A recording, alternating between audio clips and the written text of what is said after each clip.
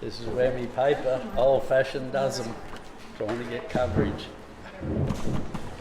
I got coverage. I don't need coverage because I've downloaded it. But I downloaded it at home and it sits there. Don't Yeah, need well, I coverage. downloaded everything except the ordinary meeting agenda, didn't I? That might have been the one you needed. Was there any? It's going to be a very ordinary meeting for you then, isn't it? Was there any reports direct to ordinary? If so, I'm not prepared. Yeah. Don't swear. What? Don't swear. Yeah, there's the reports there. Okay, well it's 6 o'clock, so we'll get underway. Thank you everyone for your attendance, particularly our residents here tonight. Just before we start, Ken is our communications director and he may be taking a few photographs. Is there anyone who doesn't want to be photographed, just in case you happen to sneak in? Only on your good side, Ray. Which side's that, Ray? So attendance-wise, Councillor Glasgow's an apology and Councillor Wilkie is running late, but we'll see him shortly, I believe.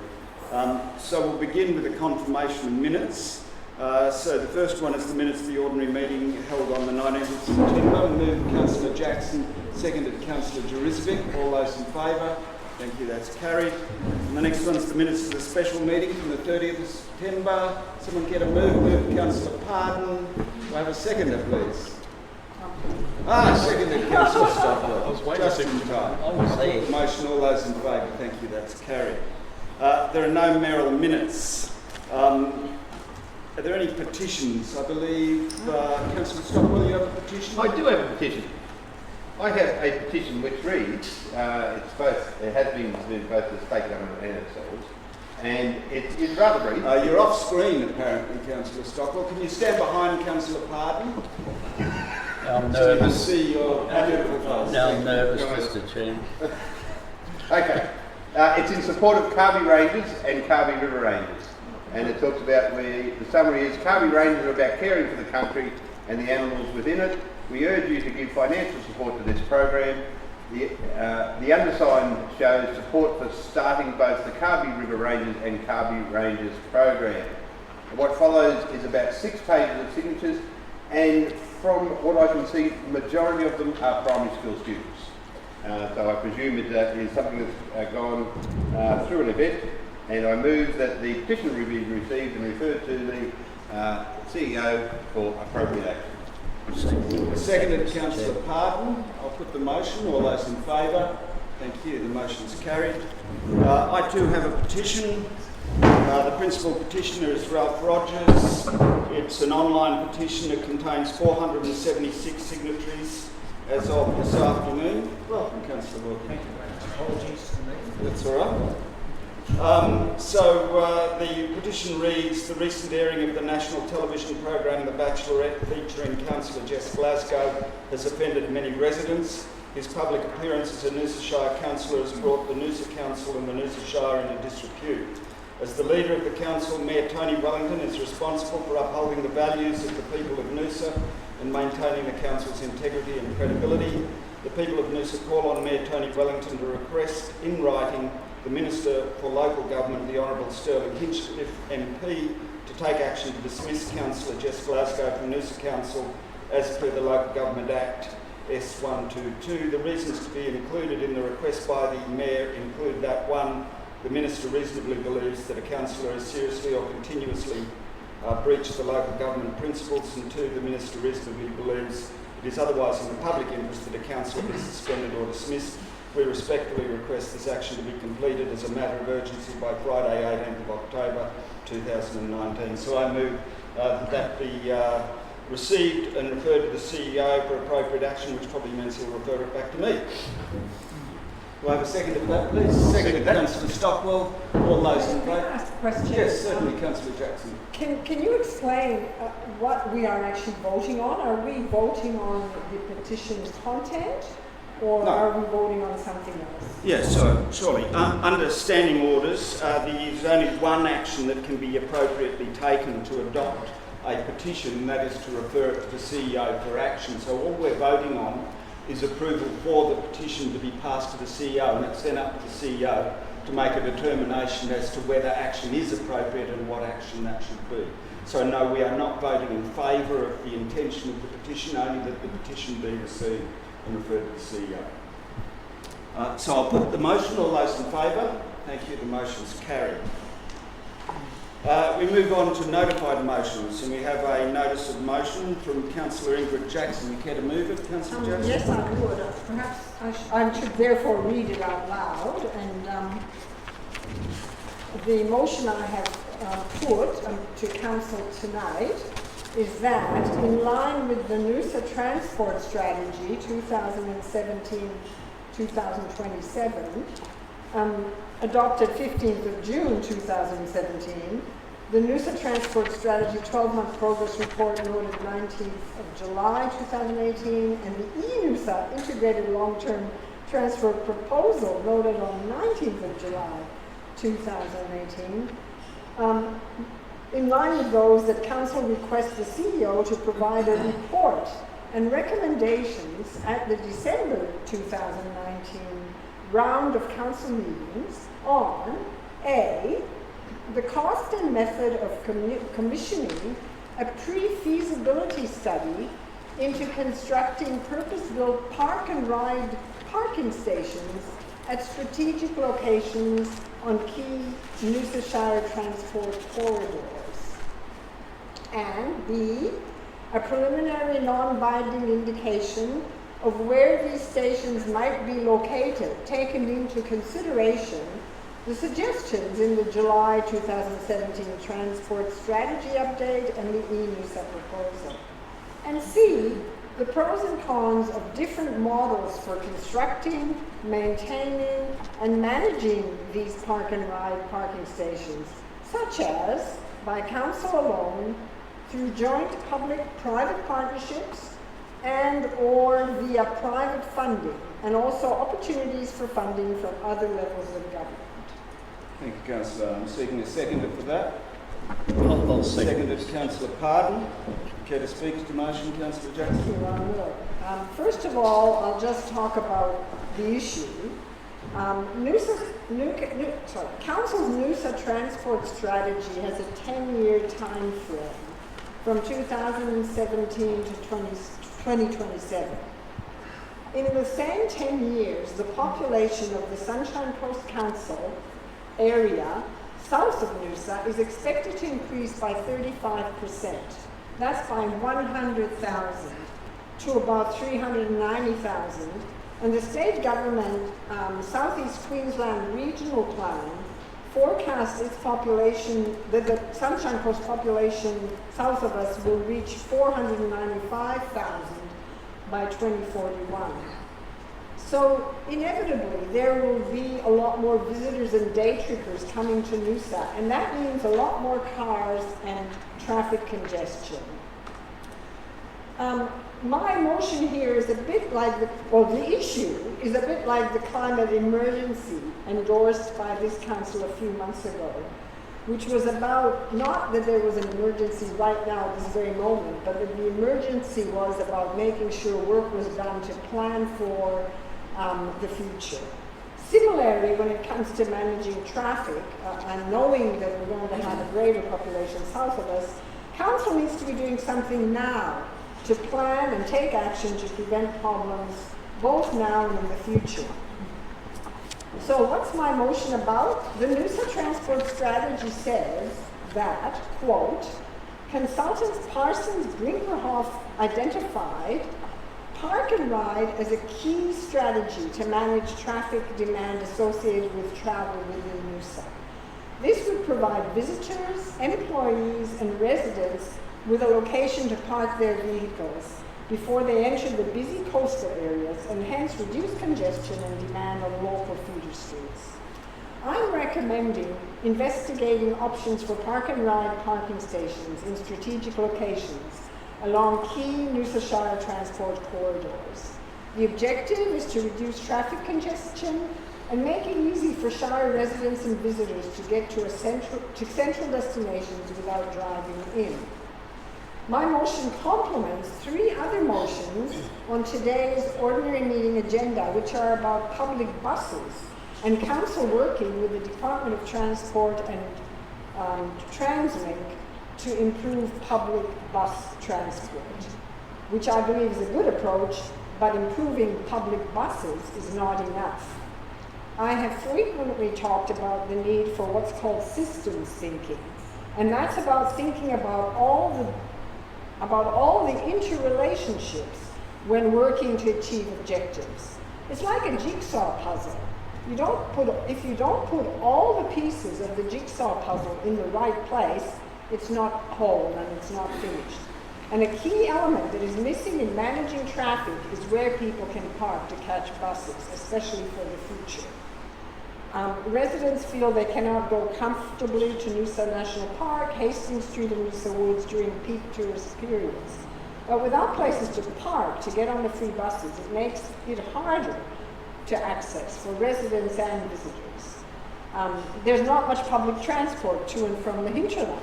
So people from the hinterland need to drive in to go to Noosa. But without parking stations, it means driving all the way in, or alternatively, not bothering at all. And the same for people from other locations. The purpose of the park and ride concept is for parking stations to be on frequent bus routes and in locations where locals and visitors can easily stop to park their car and hop on a bus. In fact, Council's transport strategy says key features of a successful park and ride are, quote, located on main arterial roads on approaches to the busy Noosa coastal areas, and serviced with frequent quality bus links to key destinations. Similarly, Council engaged a consultant to look further into the transport strategy and work with Council teams on park and ride. And they stress, and I quote, park and ride solutions will meet the needs of locals, workers, and visitors. Park and ride will be located on demand corridors to intercept day trippers and not adversely impact traffic congestion. I might add that we are encouraging, or we are, as a council, having free holiday buses, and that's on our agenda today. Councillor, you're well over your 5 minutes already. You've got much more to go? No, I don't. So free holiday buses is only part of the solution, and we need to be looking at having somewhere for people to park to get onto those buses. I believe that as a council, we need to be thinking and planning, not just for now, but for the longer term. I'm recommending investigating the installation of parking stations on key transport corridors as a missing piece of the jigsaw puzzle and long-term and sustainable public transport solution. And I appreciate that the Hastings Street Association, Noosa Junction Association, and Noosaville Business Association have written to us all councillors in a letter of support in favour of this motion. Thank you, Councillor. Councillor Pardon. Yeah, Mr. Chairman. I support the general thrust of the motion, but... Are you speaking to the motion, Councillor? Yes. Thank you. I said supporting the general thrust of the notified motion. But of course, this date, December, it couldn't possibly be met, I don't believe. There's only a couple of rounds of council. Our staff have played out, as we know by the report on page 8 that was referred to by Councillor Jackson and the work they've done. I also understand that Councillor Jackson is on the working group, traffic and transport working group. It's a steering group. Steering group, sorry, Mr. Chair, I stand corrected. The steering group, which I'm not naturally on, but I would expect these sort of recommendations to come out of that steering group.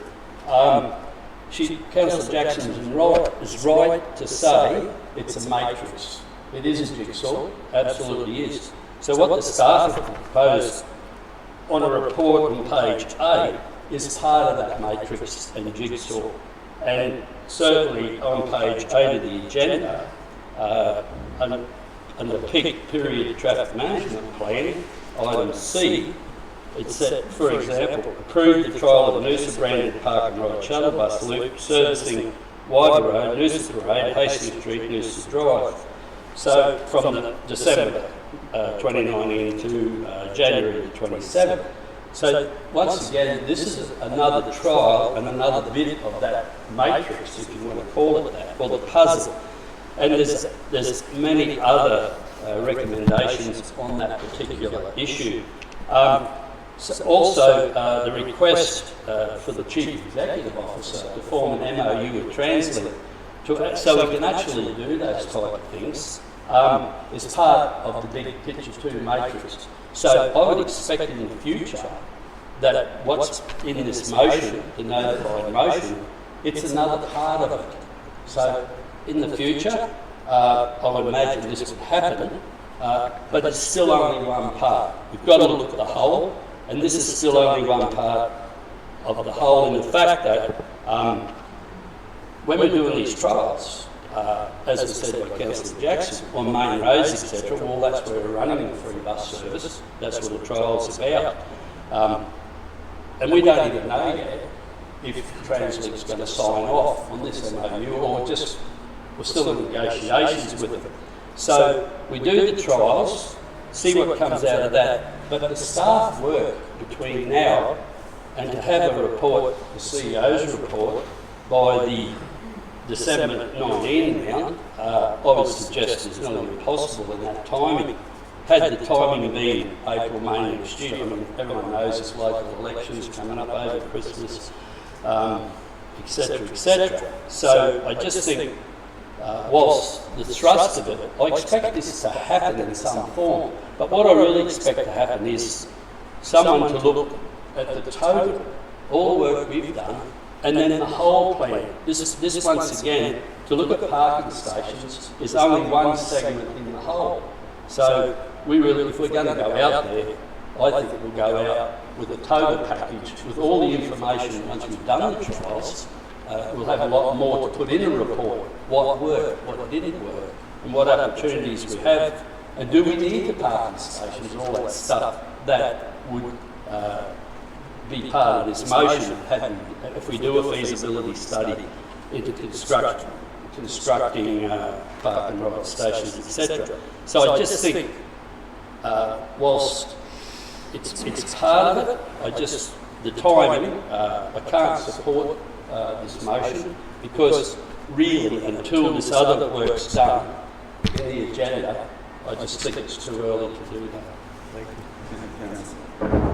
I've got a question to start for Adam Britton, who's in charge of our transport strategy rollout. 2 questions really. One is the motion calls for a significant amount of work, in other words, an indication of where parking stations might be located, the pros and cons of different models for constructing and maintaining and managing them by council alone through joint partnerships and opportunities for funding, etc., etc.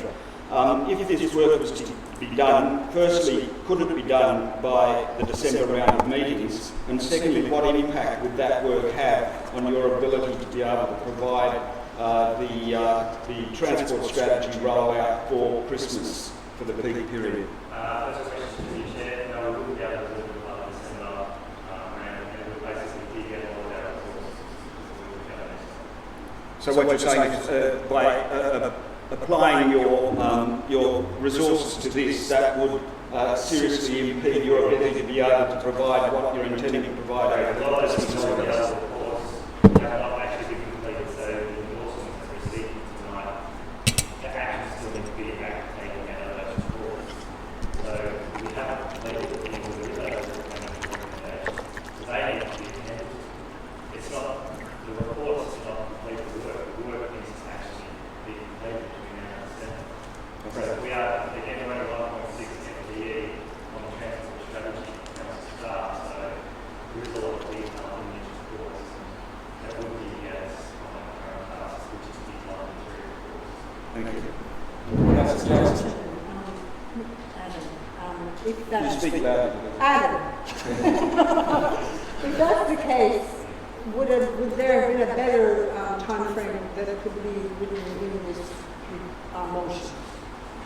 Through the Chair, I probably need to actually consult the licensed consultants who will do that work first, rather than say it's January or April, rather than actually working with consultants and other professionals who will do that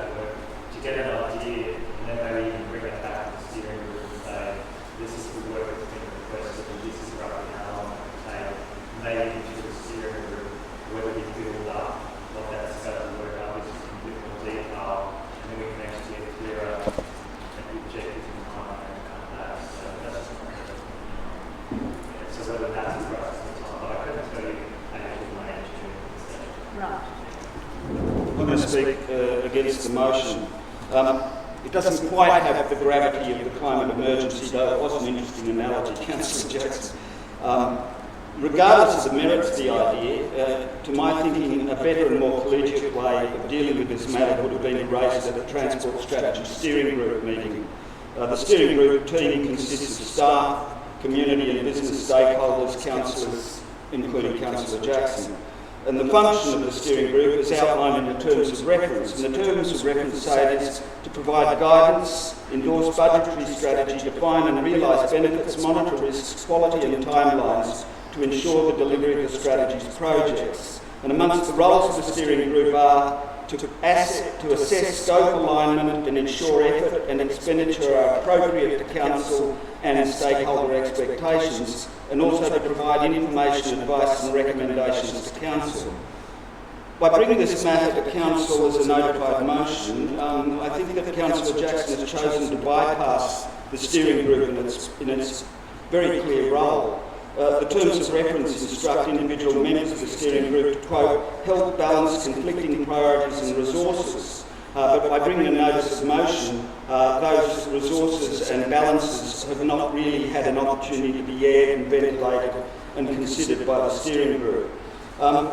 It really means what the document that is the terms of reference really means is that the whole steering group team need to consider priorities. And the purpose in putting together such a group, and that includes those aforementioned groups, the HSA, Noosaville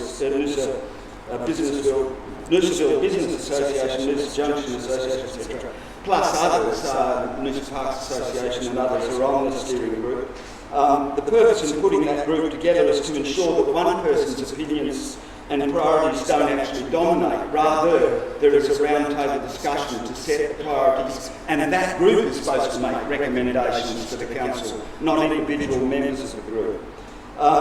So it's all about collaboration for the best outcome, and it's also about ensuring that the resources are apportioned appropriately. And I think, therefore, it's not appropriate to use the forum of an ordinary meeting to reset priorities for the transport strategy without reference to the full transport strategy steering group, which gives due consideration of the impacts and resources. Indeed, I think that the motion is somewhat ill-conceived because it would mean taking resources away from the endorsed actions for the upcoming Christmas holiday period, as we've heard, which would put those actions in jeopardy. It hasn't considered the costs in relation to the budget. This is really a budgeting item as well, particularly if it involves hiring consultants that haven't been budgeted for. And I think it's overly optimistic, certainly in the amount of time required to get the requested information. Obviously 2 months is quite unrealistic. What's more, the proposal attempts to put the proverbial cart before the horse, which is exactly what Councillor Pardon was going to, given that we're still negotiating with Translink on the network review. We're still considering the new planning scheme, which has an ideal of a park and ride service from the Shire Business Centre and other actions that we're engaged in. So really I think this is the wrong way to go about this, and therefore I can't support the motion. Councillor Stock. Start with a couple of questions, because I think those listening to this debate may, for some reason, think that a lot of work has been done on A&B already, which is not the case. So I thought the first, and written, it's my recollection that park and ride was one of the issues that was investigated by a working group put together as part of the response to the transport strategy, which had a range of expertise as well as councils on them. Can you just let me know if that is the case, what were some of the key recommendations that came out of that group? Okay, through Chair, the recommendations of that park and ride working group basically was to leverage existing Noosa Junction parking spaces. That was the number one recommendation from that working group. From July 2018, we worked through that. We measured the parking supply for that park and ride for the previous peak periods. We haven't got capacity of that, so we're continuing monitoring that. As mentioned in the other report, we're actually trying to park and ride.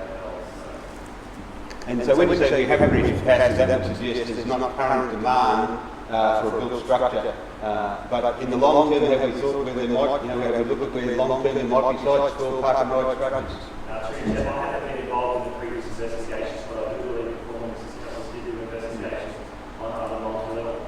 But the times have changed. Probably with that first investigation we're taking out and multi-level, from what I've heard, is not the first recommendation that we would go for, other than other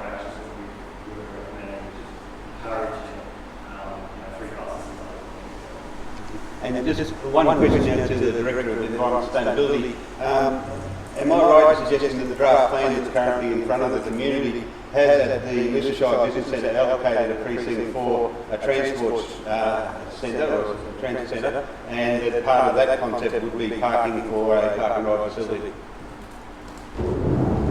Yes, that's correct. The draft Noosa plan that's out for a second round of consultation at the moment does allocate an area for a sub-regional transit hub. The full design and ultimate end of how that transit hub is used and what it contains is not yet confirmed. But yes, there is a precinct allocated for a transit hub. And just to clarify, we don't own that land at present, it's owned by someone else, and there's no guarantee that will become available for park and ride? That's correct. So I'll talk to the motion now, because I think it's important just to realise what this motion is. This is not a motion asking council to support park and ride. That has been made, and a lot of work has happened. What this motion is about one council coming and say, I want to reprioritise all the work you've done the last 2.5 years. And that's not right. As we've seen, there's a downside to that. There's a downside to not following the process of strategy implementation in a strategic way and to do ad hoc things, and to suggest that we should be going on a process of looking at the different construction and ongoing management operations when we have to look at the fact that currently what we're saying is we can do park and ride from Noosa Junction, as we have been doing, and there's capacity to keep on doing it even during peak periods, because the amount of car parking available exceeds the number of people using it. So there's no current demand, certainly not before December, to actually build anything. We've got the parking. What we do need to do is make sure that we progress in a logical, structured way so that we spend ratepayers' money as wisely as possible and not on a whole lot of consultants' reports which are just reconfirming that what we already know. So to me, it is a process issue, as the Mayor has said, that we've gone through a fairly detailed and very collaborative and well-informed deliberative process to come up with a set of priorities, of which this is one, but it is not one that needs to be done now. It is one that needs to be worked through when other issues and other priorities have been dealt with. So therefore, I won't be supporting the motion. Councillor Drews, a question for Adam. With regard to following on from what Councillor Stockwell's alluded to, I mean, park and ride stations have been part of the strategy going forward, and as I understand it, we are utilising and facilitating park and ride stations. Can you give some information about what we are doing in the way of facilitating park and ride at holiday times, and what methods people can utilise to find those connections? This is park and ride reactions we do at Noosa Junction, as we described before. The new motion recommendations we do at the AFL ground as well. This is coming holiday season. How we guide people there, we've got a number of ways. We do on-site, we do signage, so we actually direct car drivers to park and ride locations. Specifically say park and ride this direction, that gets them to the parking location, which we have to work on Noosa Junction. We will do a similar thing for the AFL round into this Christmas. So that's a visual one. The other one is we obviously have a go to app. We're looking at people that are content, whether we do radio and other means of media to try and direct people to this parking location. So we've got a lot of systems in place that we would recommend, as well as theatre schools. We actually have those theatre halls that will direct people coming in by those main access routes that will direct them to this parking location. So the first point of recognition of coming to Noosa is a potential record of Noosa is on the park, but the main it will be not to go to this other parking location because that is the best chance of getting without being congested frustration. Adam, you talked about there being spare capacity in Noosa Junction for parking. Could you speak to us about how the whole shuttle bus system can be as part of the park and ride network? Yes, so the proposed shuttle bus will go in clockwise directions. They will start at the AFL around, we'll go clockwise around, via Noosa White Drive, Noosa Parade. We'll take advantage of the bus future, which we talked about in one of the reports. Then via the bus stop at Noosa Parade, Noosa Street Precinct, if you like. They have the field towards to take advantage of the Noosa the J parking location, which there are a number of parking spots there, which is also accessible to the parking junction, and then back around to that. So there's a lot of parking capacity on people freely parking all on the route as long as it doesn't. There is another section to take advantage of the park and ride locations, which we would recommend to do, or there's another term that people use, is just park and ride. So wherever you're near a route, we can put messages out that says you can park anywhere close to this route and walk to that bus stop, any bus stop along that route. So then what's the actual capacity of the AFL ground for the number of vehicles, and at what cost to council is that being utilised? I think it's about 400 or 500 car parks. Because it's not a formal car park, the numbers aren't specific. But from talking with the AFL, it's quite a number. It's a lot more than we have, say for example, the Lions Park that we currently have. So, And the cost to council for using it? I think they've recommended $500 a week as their request. Just a question related to that also. You mentioned the Lions Park. Can you explain what is happening with the Lions Park and how many car spaces we are losing as a result? Well, so the Lions Park, the overflow of grass area, is about 250 car park spaces, which in dry weather will be available. Again, that's not always available, as we found in last Easter. I think we only had 6 days available out of 28, but very minor proportion of the days due to wet weather were not available from the Lions Park, whereas the AFL isn't weather affected and will always have access to the shore. I think the question was more about the change of status of the Lions Park.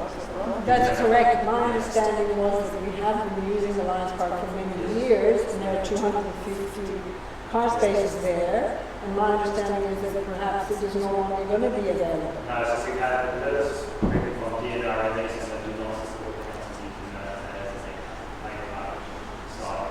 So when you mentioned the AFL ground has 400 to 500, that is not, that's some new, but it's not additional to the Lions It's not Park. additional to Lions Park, it's in lieu of. In lieu of. Yes. But along with the AFL ground, the idea of one of the concepts of the shuttle bus is that facilitation of parking could be anywhere along that shuttle bus route. Exactly. Yes, we would encourage people to find 11 instances there to access the shuttle. We won't be telling people you can only pick it up at the AFL ground. We will basically explain whatever is easiest and most convenient for you to access that shuttle route. We recommend the bus stops are utilise that.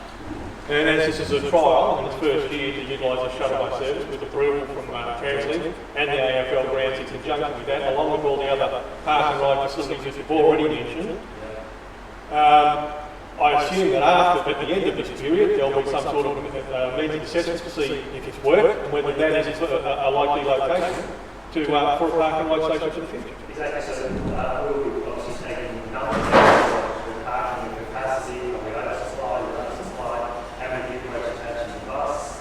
So we'll get a lot of statistics from Translink, from the car park location itself. We'll obviously run surveys, how do we define using the AFL. We already use surveys as a junction. People actually prefer using previous holidays, they like using the junction as a parking location. We'll extend that survey on the AFL ground. Is this convenient? We expect we might find feedback whether that has a system comparison to the junction or maybe there's other locations that they would prefer. These are things we will find out as it's going to the trial. And the other thing we're doing, talking with Translink, is looking to improve service routes, perhaps looking at where services don't currently serve. The corridors that are currently utilised may change over time if those services are reconsidered. Is that something that we think is likely with Translink? We would hope so. So we've done a network review, and an example would be where we identify the most specific business as well as services that is possibly improved. And that would then tie in possibly as well with our future plan that we've got for a site that's identified in the future, whether that is an opportunity site for a future plan as well. Thank you. We'll talk to the motion. Council needs to be doing something now. The council has been doing something now. We continue to do something now. We continue to investigate new opportunities. We continue to communicate with Translink, and we're looking at all of the gaps and utilising underutilised capacity within our network. Can't be doing more than that. I think we're doing heaps, and we've got to go Noosa. The Go Noosa, which helps facilitate people to the existing park and ride facilities that we have, during those peak holiday times. Look, I think it's an easy, that could quite easily lend to that Noosa app being a 52-week-a-year facility that directs people to it on weekends and during the week as well. So I think that's a fairly simple thing that we could talk to in the Transport Strategy Steering Group with regards to implementing if, after the next review, after this Christmas holiday period. So, working with Transit to improve, if bus routes change as a result of transport corridor changes, then any proposal to a park and ride station being looked at between now and December could just be a waste of time and effort. These things have got to go through due process, and one of the things I'm a bit disappointed at, and it's been mentioned by others, is that the council does sit on the Transport Steering Committee, and the matter has never been brought up, to my knowledge, in the past. So that's where these sort of proposals should be going. To say the council is doing nothing and needs to do something now is just a furphy in my mind. The council is continually doing monitoring, assessing, implementing change, trying new strategies, trying to work with Transit and everything which makes it very, very difficult to facilitate any change in the public transport network, has been ongoingly steadily proceeding. We've finally got a shuttle bus service, which is something that isn't an easy thing to try and negotiate with an entity like that. So to turn around and say the council needs to be doing something now, I'm sorry, I can't agree with that. I think the way forward is to continue to review what we're doing, to continue to utilise underutilised capacity, continue to trial and assess the trial of the shuttle bus service in the park and ride facility at AFL grounds. And okay, let's look at when capacity is reached, where the next parking stations, the next parking facilities may need to go, parking ride facilities may need to go. But as yet, the Noosa City hasn't even been developed. There's a huge opportunity being mentioned tonight. There's another parking ride station facilitation, which in the planning scheme has already been put forward as a proposal. So to turn around and say that we need to look at a pre-feasibility study just hasn't taken into account the work that's already been done and the opportunities that already exist within the network. So I won't be supporting the motion. I think we're doing more than enough, and I think we're making excellent progress. And I'd like to thank the staff for the efforts that they do and continue to facilitate public transport initiatives towards Christmas. And I think the value of this particular notice of motion is that it has prompted a discussion about where park and ride sits in the overall suite of solutions that council is looking at. It is not the silver bullet, it is not the solution that's going to solve everything, and every council here has acknowledged that. Addressing Noosa's transport issues, it's a complicated, multifaceted issue, and it requires a multifaceted approach. And the plank of a park and ride solution is just one of the many solutions that are being looked at.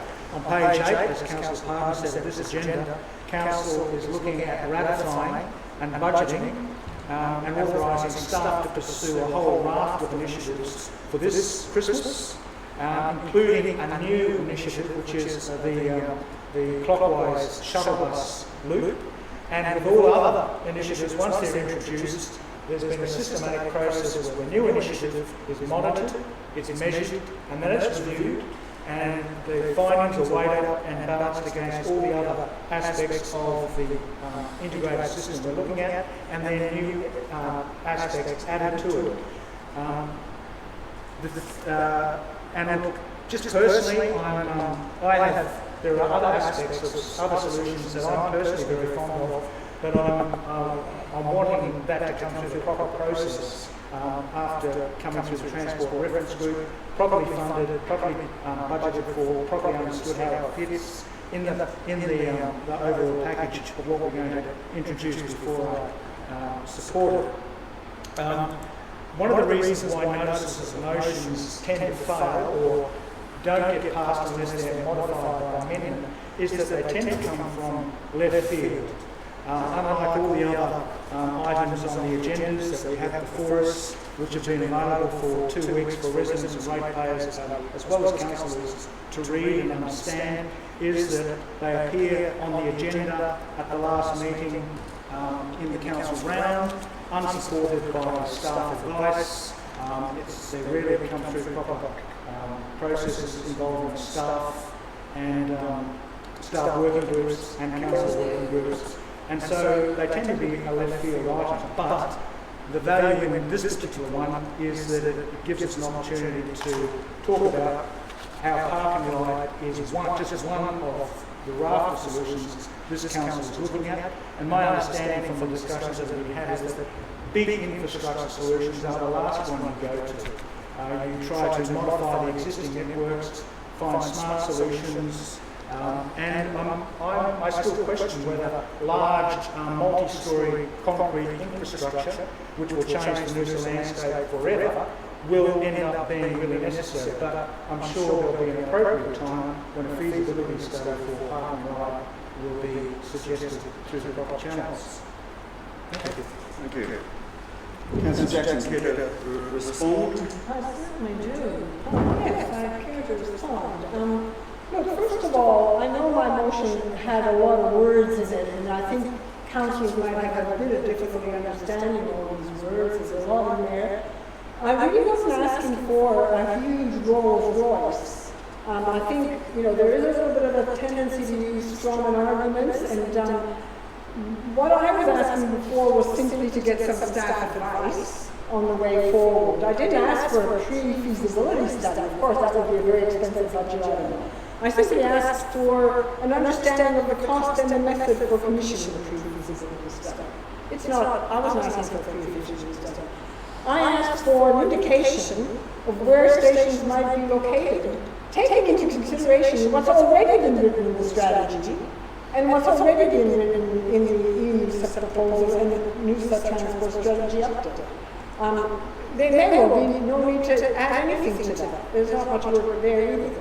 I've also asked for pros and cons of different models of managing, constructing such things, whether it should be council alone, joint public-private partnerships, or via private funding. This is a matter of intellect and thinking through the pros and cons of different things. So the concept that this requires a large consultancy and that I'm implying large concrete infrastructure. These are all sort of strawman arguments, and in fact it's not what I've been proposing at all. I'll just respond to what people have mentioned. A couple of you, Councillor Pollard and Councillor Longden in particular, referred to the steering group, and I am a member of a steering group. That steering group, from what I have seen of it, and I attend every one of those meetings, is not one where there's a lot of new ideas solicited, but rather where staff very carefully put forward briefings about things that they are planning and get a bit of feedback from the stakeholders about it. It's not a steering group that sits there and brainstorms ideas and comes up with a whole lot of things, or nor do they appear to be given that opportunity. So I think there's been a bit of exaggeration about the role of that steering group. In terms of, I certainly support all the work being done currently by our staff, and in fact have been particularly happy since we obtained a new project manager at Ingrid, and he's doing some terrific work. So I'm not here saying that this is a silver bullet or anything like that. In fact, I talked about a jigsaw puzzle, and I said this is one piece in the jigsaw puzzle that's been missing. I'm not talking about what we found out in 2017 about spare places in Noosa Junction. I'm actually talking long term, and I know this council has a tendency to work one thing at a time, instead of having a proper long-term plan and putting in place things for what comes. Councillor, I warn you, please not be disparaging the council per se. I don't think that's appropriate. I'm not saying I'm describing. Yeah, I'm sorry, but you're making assertions about the way this council operates, which are disparaging, and you are not to do that under the Code of Conduct. You know that. I've just heard people speaking about how we are covering things this Christmas and Easter, which are... You were making broad assertions about the way this council operates. Taking on to do. I'm saying I would prefer that you withdrew the comments about the way the council operates. You didn't say that. I will withdraw making a comment about how council operates. Thank you. I have heard councillors talk about the Christmas and Easter stuff. That, thank goodness, now that we won't have the Lions Park parking, there's been a proposal that, in fact, it's on today's agenda, that there be shuttle bus and parking at the AFL road. You've upset me, Tony, I've lost my train of thought. I have not heard anyone talk about the long term except myself. I'm talking about 100,000 more people living in the south of the year within the next 10 years, and that we need to have... point of order has been called, please. What's already an overtime response to the motion? It's not overtime, Okay, so she was introducing a new item in terms of what was the basis. That's true, you're not introducing some matters. What was the new matter in your opinion? Talking about growth to the south-west, it's not going to talk about it all. I should talk about growth at the beginning in her original speech. Oh, sorry, I do apologise, then I apologise. I'm bringing up what I said in my speech. So there is no order carry on. Another comment that has been made is that we are about to look at an MOU with transit. Well, I'm very happy we are doing that, and I have said in my speech that is about buses, and I'm looking for other pieces of the jigsaw puzzle, and the parking is that. People are, I think some councillors, including Councillor Wilkie, talked about how this was not supported by staff advice. Well, we've had a transport strategy, an Noosa proposal, and an update that was last year given to us, and these things actually are supporting the concept of parking. So there is nothing unsupported here. So you are. Okay, well, I should still say a couple more things. With my permission. With your permission. Thank you. First of all, some Councillor Hardin and a few others have been suggesting that I'm not talking about a whole plan. But actually, I'm just talking about part of something that is already a whole plan, and that's the transport strategy. I am amazed at the number of people who have talked about how putting a notified motion is a bad thing to do, and that the reason it doesn't get tends to fail is it comes from left field. This is totally supported by our transport strategy. It's not left field. And Councillor Stockwell, I'm amazed you talk about me bringing something ad hoc when you yourself at our special meeting brought, with no notice, a change to our short stay areas to make them I think this is not cogent to the discussion. Well, why is it cogent to accuse me of ad hocery when I'm bringing a notified motion? But I don't think it's appropriate that you deflect such criticism of this particular motion to bring up past acts by other councillors. Thank you.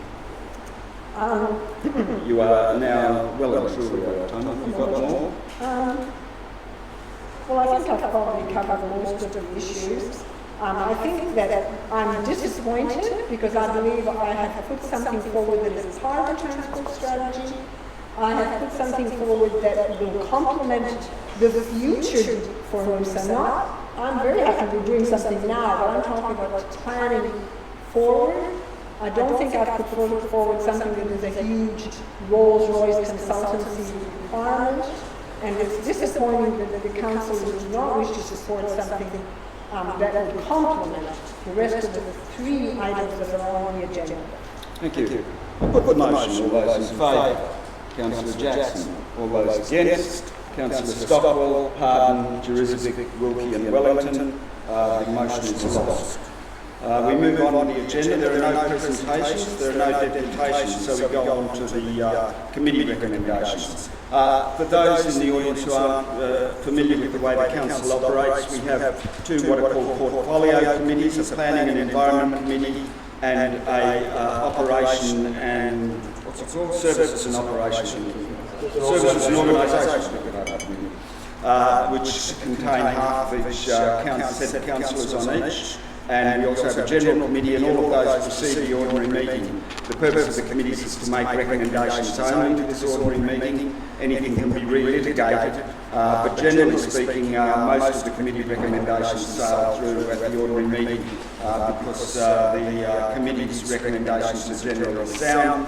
However, I am aware that this evening there will be a matter coming up with regard to public signage and the local law in relation to that, which is likely to be discussed at some length, but that's yet to come.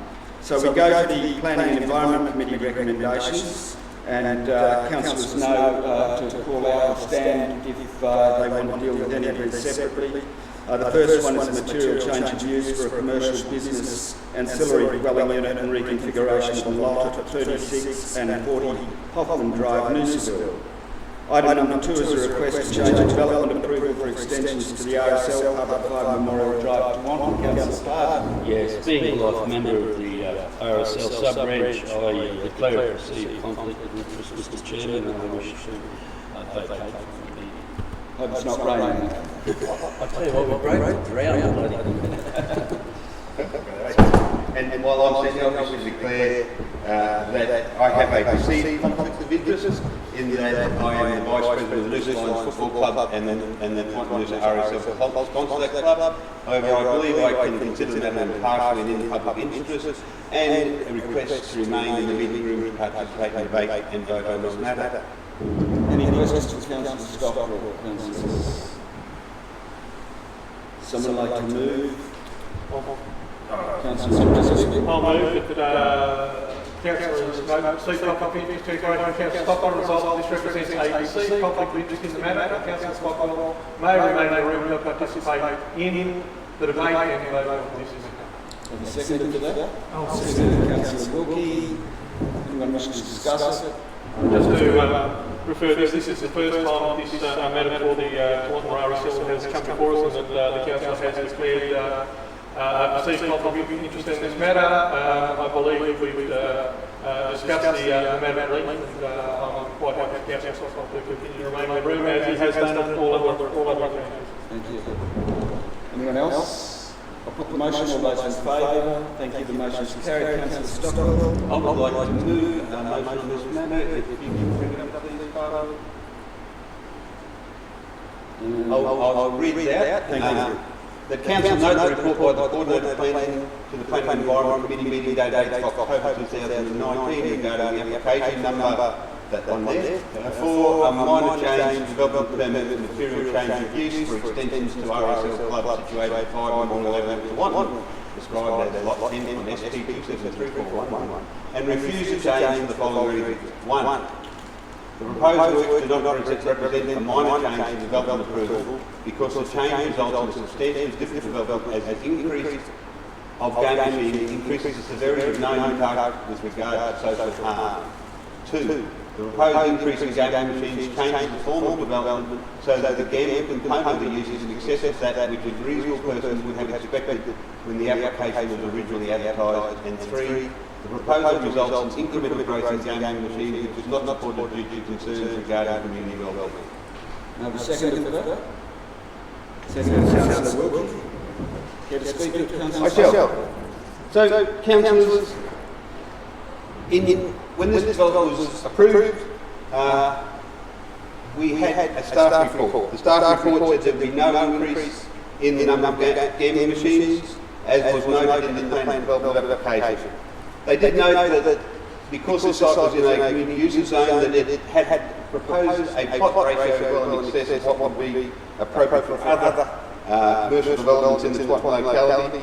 But it was my support for the development was purely on the basis that it wasn't an increase in gambling that resulted in that increase in plot ratio. So at the heart of this motion is about whether we as a council wish to continue to allow incremental growth in gambling as a land use as part of the development.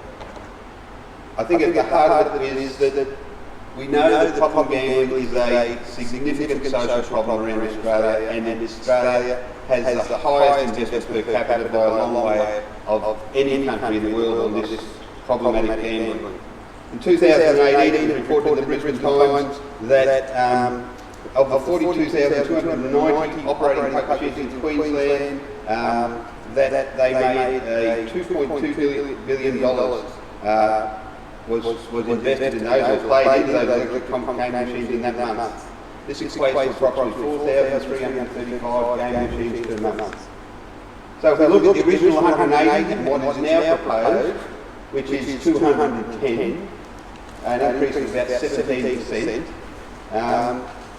we know that might equate to about $11 million per annum in this one facility alone. So $11 million in one facility being put down at a gaming machine. And we know from the research that the problem gamblers are by those who are least able to afford it. Okay? We know that we do respect the Noosa RSL and Citizens Club, my disposal league, does invest a lot in the local community, $430,000 a year over the last 3 or 4 years on average. But that's only 5% of the takers from the gambling machines. So I believe that when I look at my previous career as a planner, we used to have legislation that said if it's over 10% growth, it's not a minor change. And to me, a 17% growth, or 170% of what was advertised, takes this particular application outside the bounds of what I would consider a minor. As a council, we've expressed our considerable concern about the well-documented social harm from gambling machines, and it has a significant impact on communities. I would like to say that I also talked to Gambling Support Group this week, and they did substantiate what the club has put in their application to us. The sub-club is mindful of their social responsibility in terms of gambling. However, I think it being Poverty Week, or Anti-Poverty Week this week, as elected representatives, we should make it clear that in our opinion we place the interests of the most vulnerable people in our community above those additional gaming machines.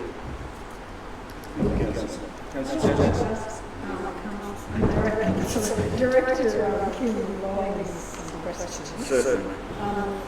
First of all, I'd like to understand, we did have a similar proposal from the RSL about a year ago, and I believe we councillors expressed some of the things that Councillor Stockwell was expressing, but I believe we were advised at the time that we couldn't refuse.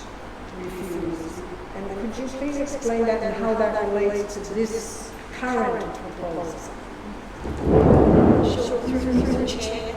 That is correct, councillors. In the July round of meetings in 2018, the RSL made a similar request to change the condition on their current approval, which both regulates the area for gaming and the number of gaming machines. At that time, councillors deferred the decision on that request and asked officers to seek some advice around whether or not we could regulate gaming as a planning issue. You might recall that gaming and electronic gaming machines are not regulated through the planning scheme. However, this is a condition on a development approval and it can be is a legitimate condition. We then sought advice through the planning department about whether gaming can be regulated through the planning scheme, and the advice came back saying no, it's regulated through the Office of Liquor and Gaming, and that's the process for approval of gaming machines and numbers of gaming machines, and it's not regulated through the planning scheme. We then brought the report back to Council in, I think it was October 2018. That's correct, October 2018, and recommended that at that time the RSL had applied for 15 additional gaming machines, so they had 180. They applied for 15 more and requested to change to that condition to allow the 195 now. And the officer's report recommended that they make that change. We maintain the floor area, I think it's 565 square metres of gaming, but allow the acknowledgement that they already have approval from the Office of Liquor and Gaming for 195. The same situation now has occurred. The RSL have applied for an additional 15 gaming machines through the Office of Liquor and Gaming, and have had those approved. Those machines are now installed, and they've come back to have that. Firstly, that condition removed. Officers have recommended that we don't remove that condition, but again that we recognise that those machines are now there, so they're now 210 machines. But the floor area, 565 square metres, will not be changed. So that condition be maintained because we can regulate the floor area. Question, Kim. In both these situations, is this a case that the RSL Park has gone and installed the new machines and then asked council to give approval for the installation of these machines? And the second question I have is, council, even though council is asked to approve the machines, it's the relevant they do or don't. But if we refuse, we really don't know how to refuse. So our approval really is like a rubber stamp. In response to the first question, that's correct. The approval for gaming machines is done through the Office of Liquor and Gaming, not council. So a facility can request under 20 machines each time without public notification or without formal advice from the relevant local government. In both of these situations, the request has been for 15 machines, that's under the trigger of the 20. And that is correct. The RSL had applied, had them approved, installed, and then sought to get the condition of their development approval that reflects that number changed. They're not seeking our approval for the numbers of gaming machines, they're seeking a change to the condition of the development approval which reflects the number of gaming machines. But they would like us to approve that change to the condition. They would actually like us to strike out the condition and remove the condition completely. The officer's report says they don't think that's appropriate, that the condition should be amended to reflect the actual number of machines, but that it not be removed because the condition both regulates and captures the number and regulates the floor space where those machines can occupy, and that is an area of the development program and plan aspect that council can regulate as a condition should remain. May I ask, with respect to Councillor Stockwell's motion, if council were to agree to that motion, what would be the recourse of the RSL in that regard? What could they do? The RSL, the applicant could appeal that condition, and then council would make a decision as to whether we would defend that appeal. That's it. Presumably, just following on from Councillor Jackson's question, presumably we could turn this into a resolution and hold a position but not act on it. In other words, it would be up to the RSL to determine whether or not they wish to appeal it, but we would be unlikely as a council to go in there and try and enforce it. Is that what you're imagining? It's nuanced, isn't it? Look, that question, if we have a decision that is taken to be appealed, and they choose to appeal, we'll come back to the council to determine. The question is, if they don't appeal, what is our action? And our action is probably nothing. We would then have if we had a complaint, then one of the ways that we deal with town planning issues is if we have a complaint, we would then look to try and determine whether or not the operator has acting in accordance with their planning division. In relationship to the argument that this is not a minor change because it goes, I'm not sure, I heard Councillor Stockwell, did you say from 180 to 230? Oh, you said the original application was 180 and the current proposal was 210. Okay, so, but in between time, Council has agreed to change the condition to 195. So is it still the case that currently we would still be harking back to the 180 approval, or because the council's changing the conditions it's extent?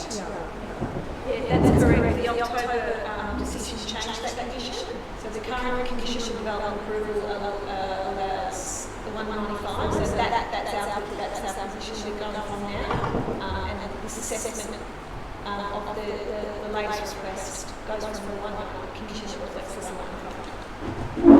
Yeah, so I'm convinced 210 is the maximum capacity that the approved gaming area would be able to hold. Was that staff convinced? Sorry, yeah. was that the question? Staff have not done a floor space analysis of what a gaming machine takes up and whether that fits, how many can fit within 565 square metres. We have been advised by the RSL that's it. They can't fit any more into the approved area for gaming, and the report reflects that. There was another proposal to expand the gaming area. That would be a development application for council. Council could then consider that development application and refuse the expansion of the gaming area further. Correct? Yes, they need to change their plans, the floor space in the area allocated to gaming. A tricky question for you. We changed the condition last time. We changed one condition, but a condition that referred to the plan of development wasn't changed. And my recollection was that plan of development still talks about 180, therefore the two conditions do not support each other, so they really only have approval for 180. That is a different question. The plan of development in front of me. Yes, I don't have plan of development in front of me, so you can take that. I will need to check that out. Much as I appreciate what Councillor Stockwell is coming with on this, Council doesn't have the head of power on this. The head of power is contained by the Office of Liquor and Gaming.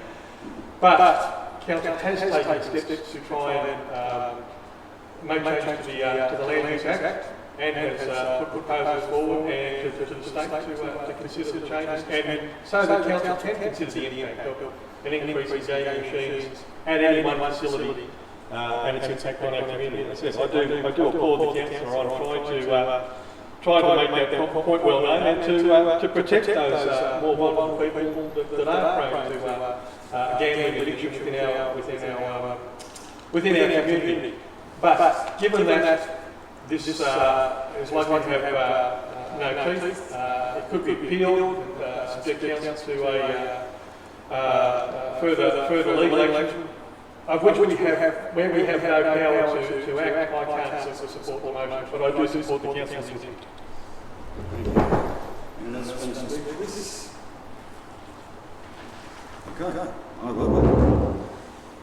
As we've heard, and as we should know, Australia is the biggest loser of gambling compared to any other country in the world, including we lose twice as much in per capita as Singapore, which is next on the list.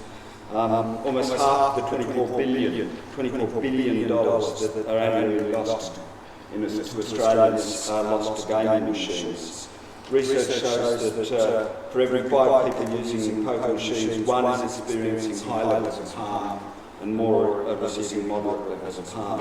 And Queenslanders, of course, lose an incredible figure, more than $6 million every day. Every single day, $6 million of Queensland money.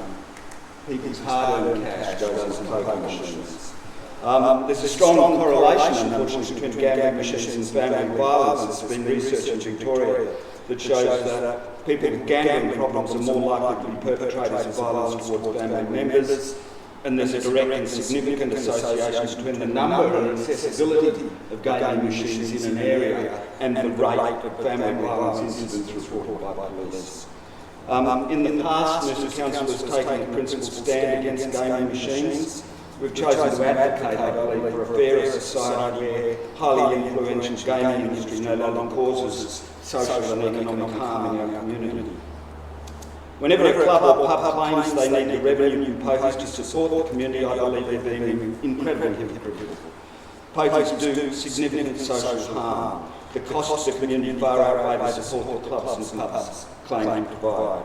Put simply, any business model that includes pokies is based on damaging individuals and families and the community fabric.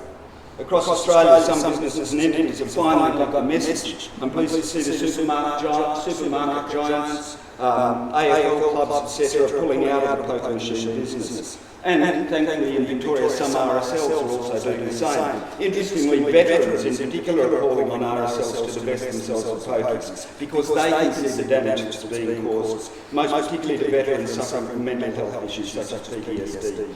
In Victoria, there's an anti-gambling campaigner and a former army officer named David Peterson. And he's noted that just 4% of gambling revenue actually goes back into both welfare programs and donations to sporting clubs, just 4%. Meanwhile, of course, he's noted that he works in suicide prevention for veterans, and a large number of the individual veterans that he works with present with addiction issues, including gambling addiction. 500 veterans suicide every year in Australia.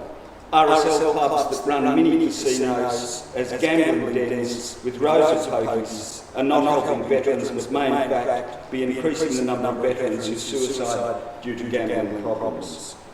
But in the end, any business that promotes gambling arguably has to answer to their community. At the very least, they lack a social conscience, in my view. I'm prepared to stand here and I'm prepared to say that businesses that incorporate poker machines as part of their business model are doing damage to the community that they are in. They are deluding themselves if they believe otherwise. And I think it's unconscionable for the Tewantin Noosa RSL, which I am no longer a member of for this reason, keeps increasing the number of these harmful devices, particularly when they do so by adding just under the threshold of 20 machines each year, thereby avoiding any community impact statement.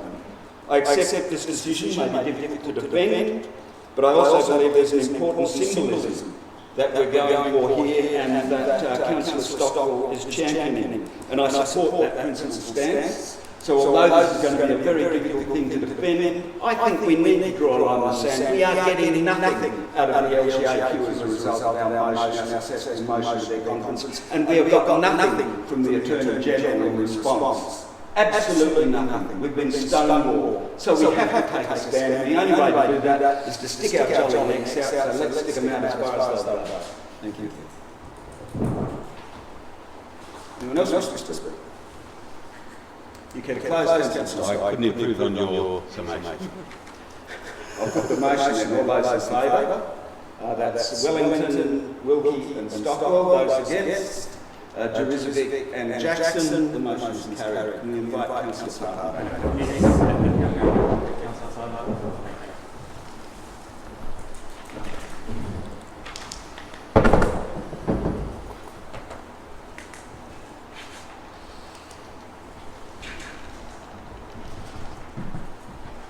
Okay, we move on with Planning and Environment Committee recommendations. Item number 3 from the Planning and Environment Committee was referred to the General Committee and will be dealt with later. So the recommendation is that the Planning and Environment Committee recommendations be adopted, accepted and dealt with. Move Councillor Jackson. Do I have a second? Second. Councillor Stockwell. I'll put the motion. All those in favour. That's carried unanimously. We now move on to the Services and Organisations Committee recommendations. Item number 1 is public passenger transport legislation. Item number 2 is public passenger urban bus transport network review. Item number 3 is peak period traffic management plan 2019-20. Item number 4 is the Rufous Street Stage 3 contract award. Item number 5 is the proposed expression of interest for the Noosa Navy Cadet facility at the Noosa District Sports Complex. Item number 6 is commercial property management services, Sunrise Beach, Neighbourhood Shopping Centre and Peregian Digital Hub tender. Item number 7 is temporary events bonds, Noosa Heads Lions Park Coast fees, schedule of fees and charges, Councillor Jerizovic. The moving motion is that the Services and Organisations Committee recommendations be adopted except they're dealt with and dealt with elsewhere. So seconded Councillor Wilkie. I'll put the motion. All those in favour? That's carried unanimously. Now the fun begins. We go on to the General Committee recommendations. Mr. Chairman, Councillor Wilkie. I'd like to move the recommendation that appeared in the... You're referring to item 1, Judge, proposed local law amendments? That's Mr. Chairman, sorry, that the recommendation has appeared in the Planning and Environment Committee meeting agenda, Tuesday the 8th of October. So that's the original start recommendation. Looking at a general committee motion, which was A recommendation. Later there is on the agenda something that is called a further report. Correct. Are we dealing with the signage correctly now at the general committee, even though there's a further report? It's a good question, and I've discussed this with the CEO, and yes, we are dealing with it now, and I was going to, when Councillor Wilkie had finished, make mention of the fact that there is an additional report. The problem is if we don't deal with it now, then the formal recommendation to adopt the general committee recommendations becomes problematic, because it's within the general committee recommendations, therefore we need to deal with it as part of the general committee recommendations. That's like in the thirdly on the material in the local report as well at that time. Dealing with the subject. Yep. So, you have moved what was the original start recommendation? Yes. As a motion? Yeah. Okay, do I have a second to that? Okay, good. I'll second it. Thank you, Mr. Chairman, and to the other councillors who debated this on Monday. I do apologise for my absence on Monday due to work commitment. But this is a very good starting point for a discussion on a very important issue, which is signage, and it's key to one of Noosa's key points of difference. That is, Noosa's approach to signage over the years has been similar to its approach to development generally, that quality over quantity and less is more. And at every opportunity, Noosa Council has held a strong line on signage in preventing its proliferation. And this is a good opportunity to review the signage after the council was de-amalgamated. There was some catch-up to do. There was an audit that revealed that the approach to signage had slipped somewhat under the amalgamated council, and there was a lack of understanding correctly about what the requirements were for Noosa signage laws. I believe that the staff have done a good job here in capturing the key elements of Noosa's approach to signage, which is to minimise signage at every turn. It acknowledges where we are in that a review is timely, because never before have there been perhaps less a need for bigger and more signage because of the proliferation of handheld mobile devices, GPS, which enables people to look up their destination, businesses, research businesses, before they get in the car and seek the businesses out. They don't necessarily rely on a big sign to lead them to a business. But it acknowledges that signage is very important to local businesses, and that some signage is necessary. It also has captured some of the key feedback from the business community, who signage is very dear to their heart, and the view that there not be a permanent a system where they have to sign up and pay for this on an annual basis. That's very onerous to business, so that has been a change. There is a general push for less signage. They responded to a request from the real estate, some key figures in the real estate industry, to get rid of the open house signs, reduce them down to one outside the house alone. Because if you're looking in the market for an open house, you can look it up, and it's your mobile device or the internet that helps you get you to the open houses. So, just as a starting point for discussion, Council, recommend motion to. Thank you. Councillors, I'm aware that some of you may wish to test some amendments. Can I suggest that rather than deal with a whole group of amendments, that we do them, you can move as many amendments as you like, of course, that we deal with each issue separately if we can. Yeah, great.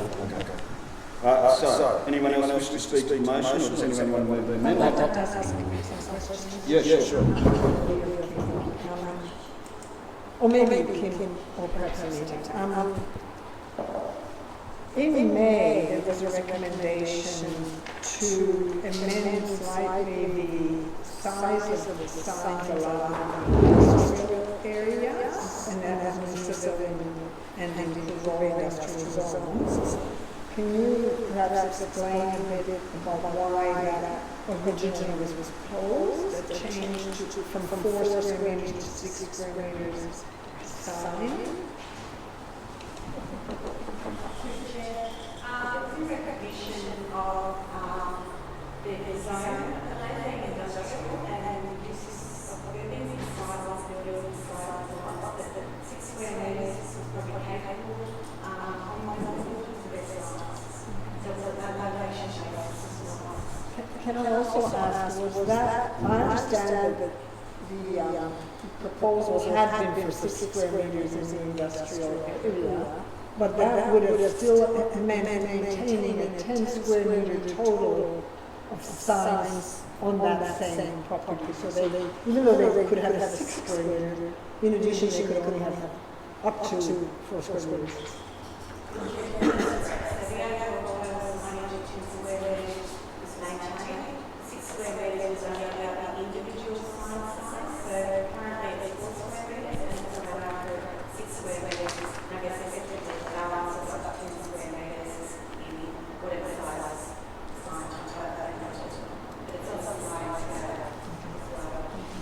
I'd like to move an amendment, and that we'll need to find is the one to do the industrial signage.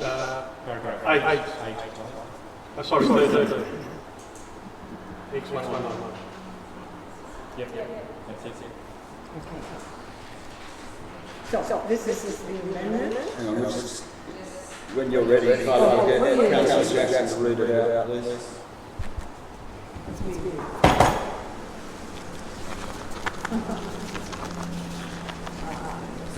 Okay. I'll read that out, please. I'll read it out. Increase the maximum individual sign allowance in the Cooroy and Noosaville industrial zone to 6 square meters on a sliding scale of 0.75 square meters per linear meter of street-facing building, excluding Umandi Noosa Road and Walter Drive as the gateways to Noosa, in recognition of larger buildings and industrial nature of the area. Thank you. Second. I'm not shocked,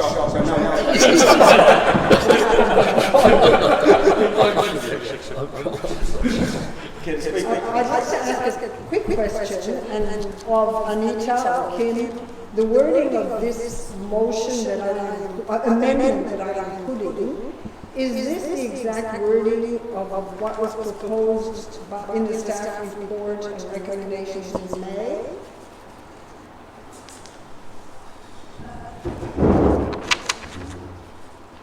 It's the same intent. I'm not 100% sure that it's exactly the same wording, but it's yeah. My understanding, I had asked Anita and Kim to give me a motion to put, so I've assumed you have given me the same. Is it you asked for a motion to achieve that outcome, and we've given you the wording that achieves that. Whether it's exactly the same as the May report, I'm not handled on That's fine. As long as you're choosing an appropriate outcome. The key element here, I think we need a little further explanation, I'm sorry. It talks about a sliding scale of 0.75 square meters per linear square meter of street-facing buildings. That is so legalistic. Can you explain that?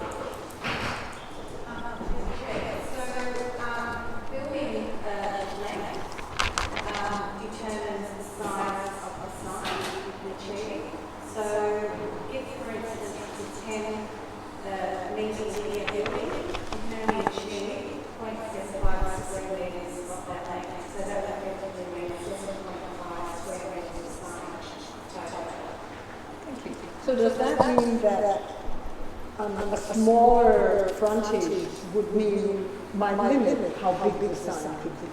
That's correct. So the signage outcomes will be proportionate to the size of the building. Right. Okay. Well, I'll speak to the motion. I'm suggesting that in an industrial area, that there is quite a different type of building, larger lots and warehouse-style buildings. Sometimes they're set back from the road, and so signs are further away to the fact that there's a perspective difference, and they look smaller. It is clearly an industrial area, and people don't necessarily drive up and down those streets as they would in a residential area, except to access industrial businesses. I think it is perfectly reasonable to allow just slightly larger signs. As it's got a sliding scale, it means that if it's a narrower property, the sign couldn't be 6 square meters. It would be a matter of customizing the sign size to suit the situation. The proposal is limited to the Cooroy and Noosaville industry zones and excludes land fronting Noosa Road, Walterhay Drive, and hinterland villages where the 4 square meters individual sign face area maximum remains.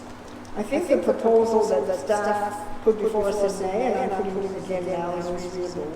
To have the maximum individual size allowance up to 6 square meters. That's all I wanted to say. Sorry, I've just got a question.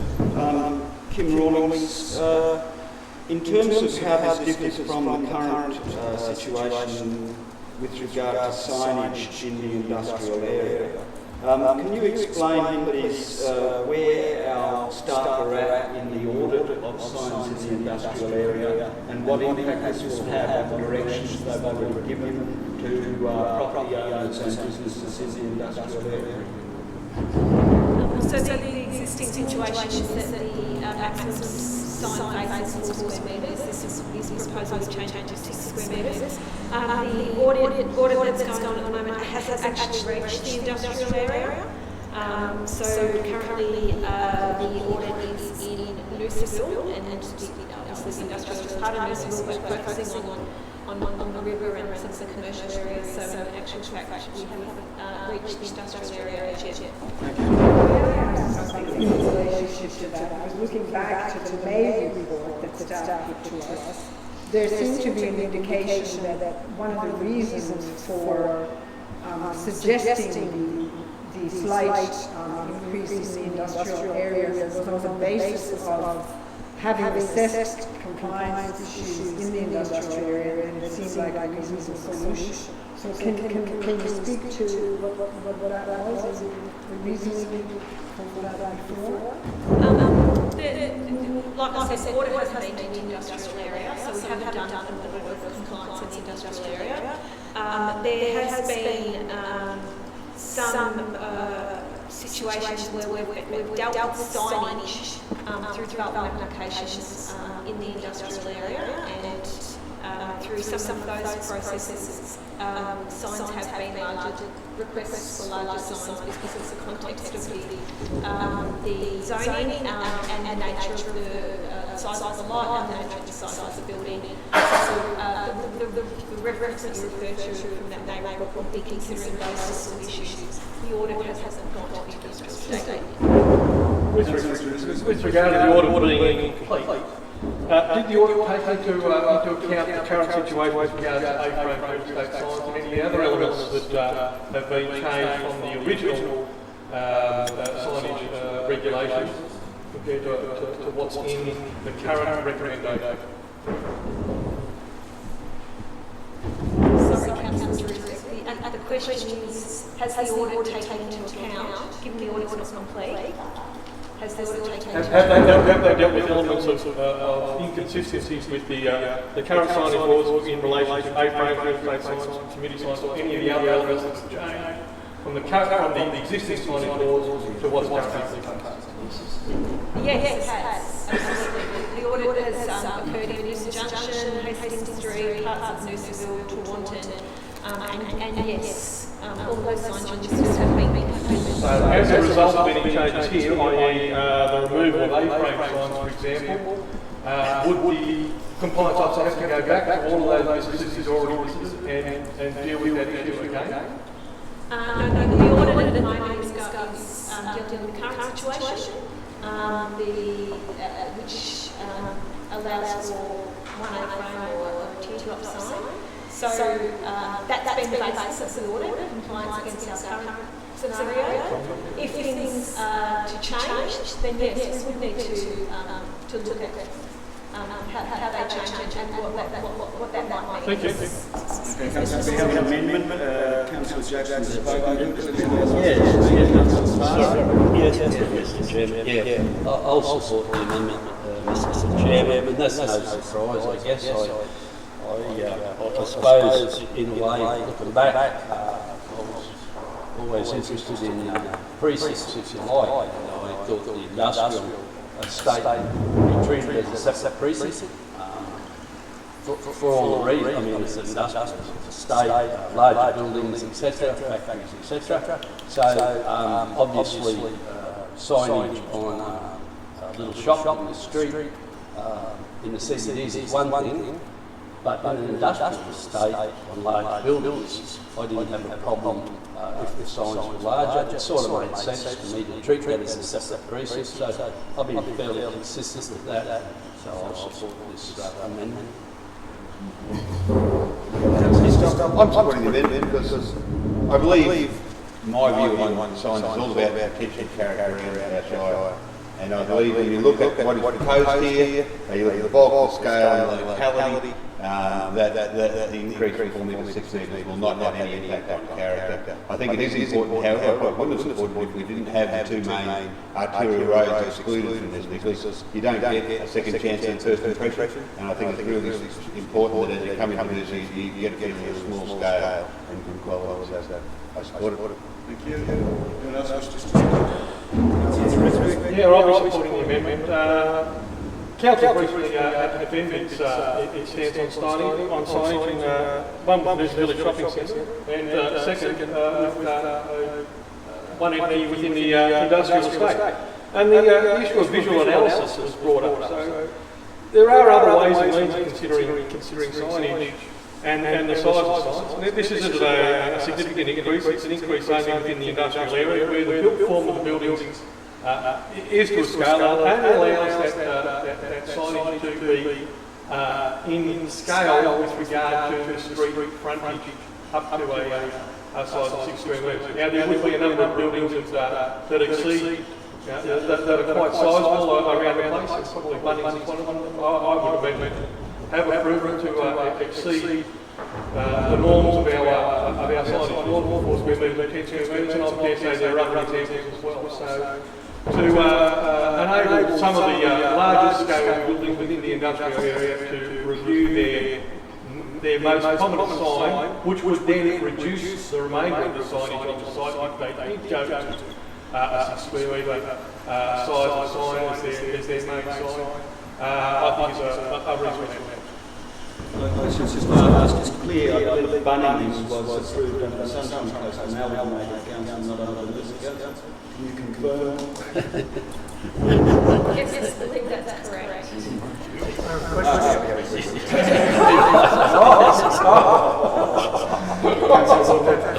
Question, staff.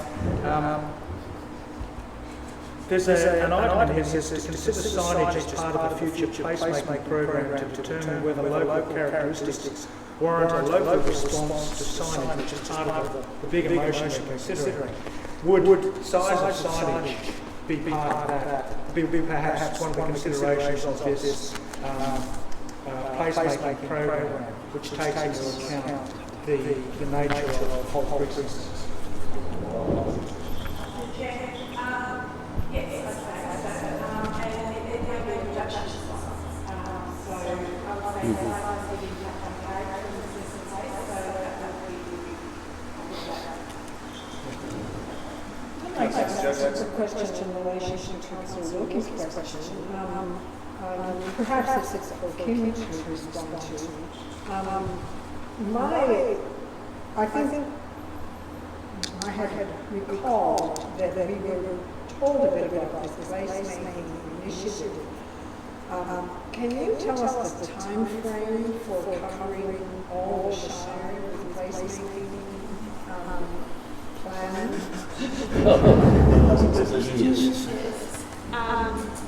Council through this budget and in its corporate plan and operational plan this year have endorsed implementing a place-making program following the completion of the Noosa plan, which the Shire holistically that we would move to sort of locality-based space planning. Council has budgeted for some resourcing and to look at one, maybe two pilot places initially, and that process and what those places might be is yet to come back to council. So the current program is a bit of a pilot program, and then there's no program or decision yet about the whole Shire and all of the localities. So how long will the pilot program to localities likely take? Place programs can be ongoing. It really is place specific. We have had initial 12 months of funding, so we'll be the first year to see which places we look at, what are the issues. Signage may be relevant in one place and may not in another. There may be a whole range of other issues relevant depending on what that locality is. So at the moment the program's funded for a year. Thank you. I have a question. How many requests from property owners in the industrial estate have you received? How frequently do you receive requests from those property owners to increase the size of their signage to, say, from 4 to 6 square metres?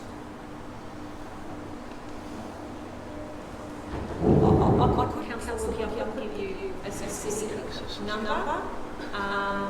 But as I mentioned before, we do the original staff consideration for this issue was on the basis that where we do get requests for larger signs, it tends to be in the industrial areas where the buildings are larger.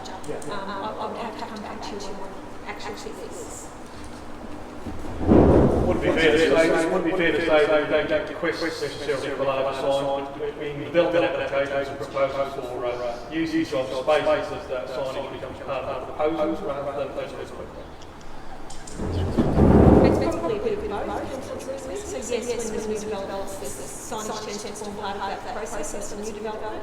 But we also have existing buildings that have changing businesses within them and may not require development approval, but would like to change their signage. Is it not uncommon within those development applications to have requests, as we've seen in the example of Actrol recently, for signs that exceed council's current standards? It's definitely not it's not all the time. There are occasions. In the last 12 to 18 months, it's probably only been 2 or 3 that I can recall. So there's not a high number. It's not a frequent thing. Most if there's development, staff advise applicants of what the provisions are. So most tend to work within the provisions. Thank you. I'm going to put a counter view here. I'll lose this later. But as I said before, there's never been a time where the need for larger signage has been less. And if we're not getting huge quantities of requests and complaints about to force us to increase the size, why would these people, us around this table, we all want to be nice to our constituents and be sympathetic and assist wherever we can, but without a logical reason for the need for bigger signage, given the availability of handheld wayfinding equipment, GPS and whatnot, the internet and mobile phones, and the lack of requests, why do it? The other thing I just raised is the unintended consequences of doing it. So if you allow a 6 square metre maximum in these areas only, is it not unlikely that people right next door, but just outside that precinct, will be requesting the same? And they'll put up very good arguments as to why a difference of a metre or so in terms of geographical location would deny them access to this bigger sign also. Now you can understand businesses need to have bigger and better signage because essentially they're competing against their neighbours and other businesses. So you can totally understand the impulse to push for bigger signage. So if you introduce this in this distinct location, an unintended consequence is likely to be other businesses, perhaps not just even in the industrial estate, but elsewhere across the shire will be pointing finger and saying, if they can have it, why can't we? So I just want council about unintended consequences, about if the need isn't there, there's no logical need to increase the signage, because, as we said before, people don't drive around the industrial estate seeking the business. Only to locate the business once they get the general direction. And once they've found the business, the use of that sign is gone. They don't need that sign anymore. So if the trend in Noosa is to minimise signage at the opportunity where we can provide what businesses need, I would suggest that we're going counter to that. And it's not needed. I just wanted to put that on the table. I realise, of course, that I'd like to get defeated on this one, but I just wanted to say that before I lose the In relation to feedback on the first draft of signage laws that went out in the community, was there some feedback with regard to commercial versus industrial estates and the size and scale of signage in those areas to be differentiated?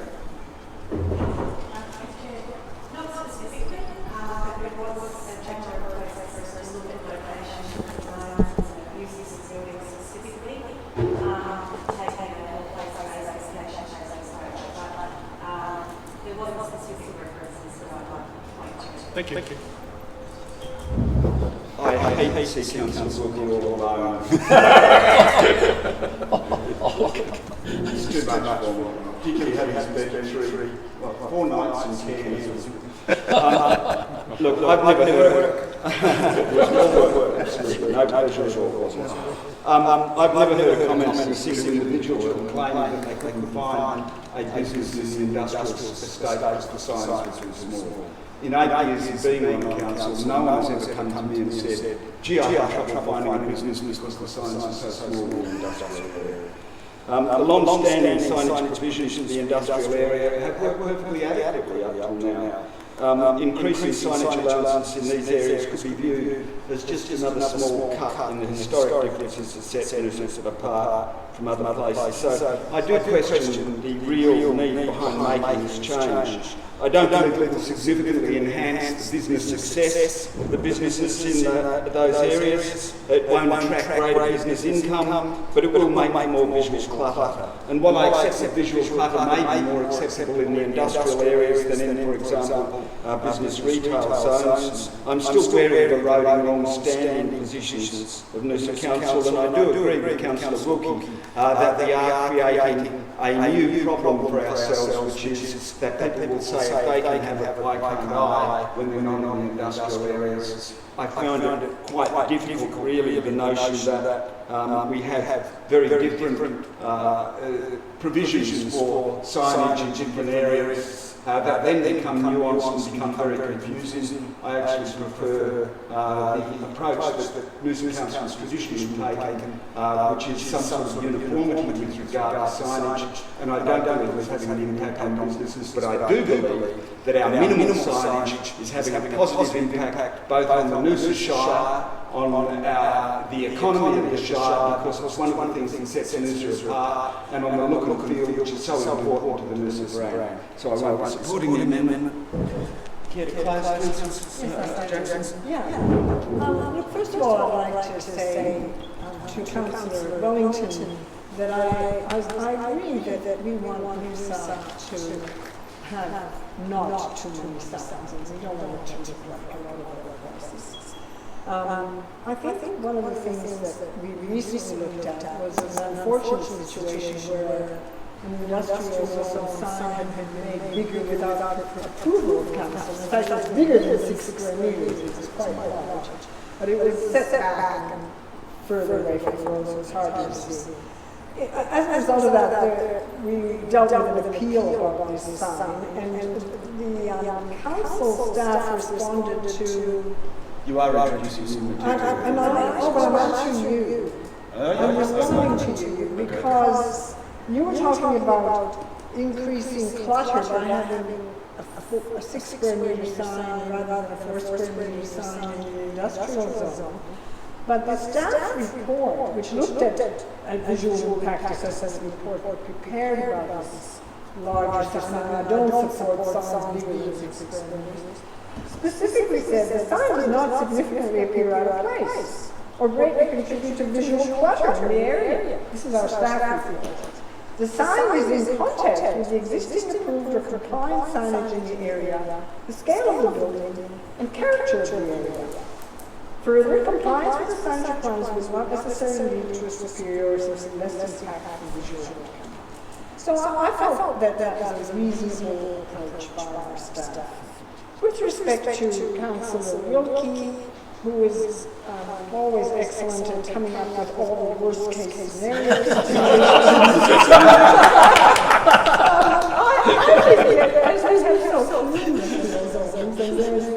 There's not really anyone next door who's going to put up signs. It doesn't strike me as a major threat if we have 6 Thank you for the motion, the amendment, I should say. All those in favour. We have Stockwell, Pardy, Jurisovic and Jackson. Those against, Wilkie and Wellington. The amendment becomes the motion. The only people that have spoken of the motion so far are Councillor Wilkie, Councillor Jurisovic. I'd like to move an amendment, Mr. Chair. And it should be 14, not 15. It's 15 in the previous condition, but it follows 13 and therefore will be 14. And it is to increase the number of community service organisations. That's from Monday? You've gone past that stuff there? Yeah.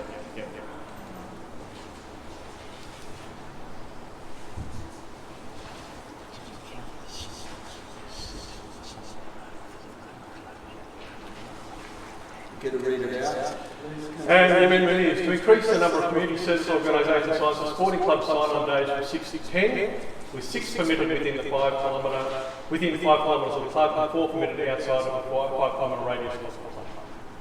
Can I ask, when I read this in the General Committee recommendation, I had to read it a few times before I understood it. Can I suggest that sign-on is hyphenated? Because reading it... I bow to your superior knowledge of how I didn't write it, I didn't type it. It's in there. You own it now. I own it now. See, I was going to support it when I thought the sign from 6 o'clock to 10 o'clock. Can I have a second for that? I'll second. Yes,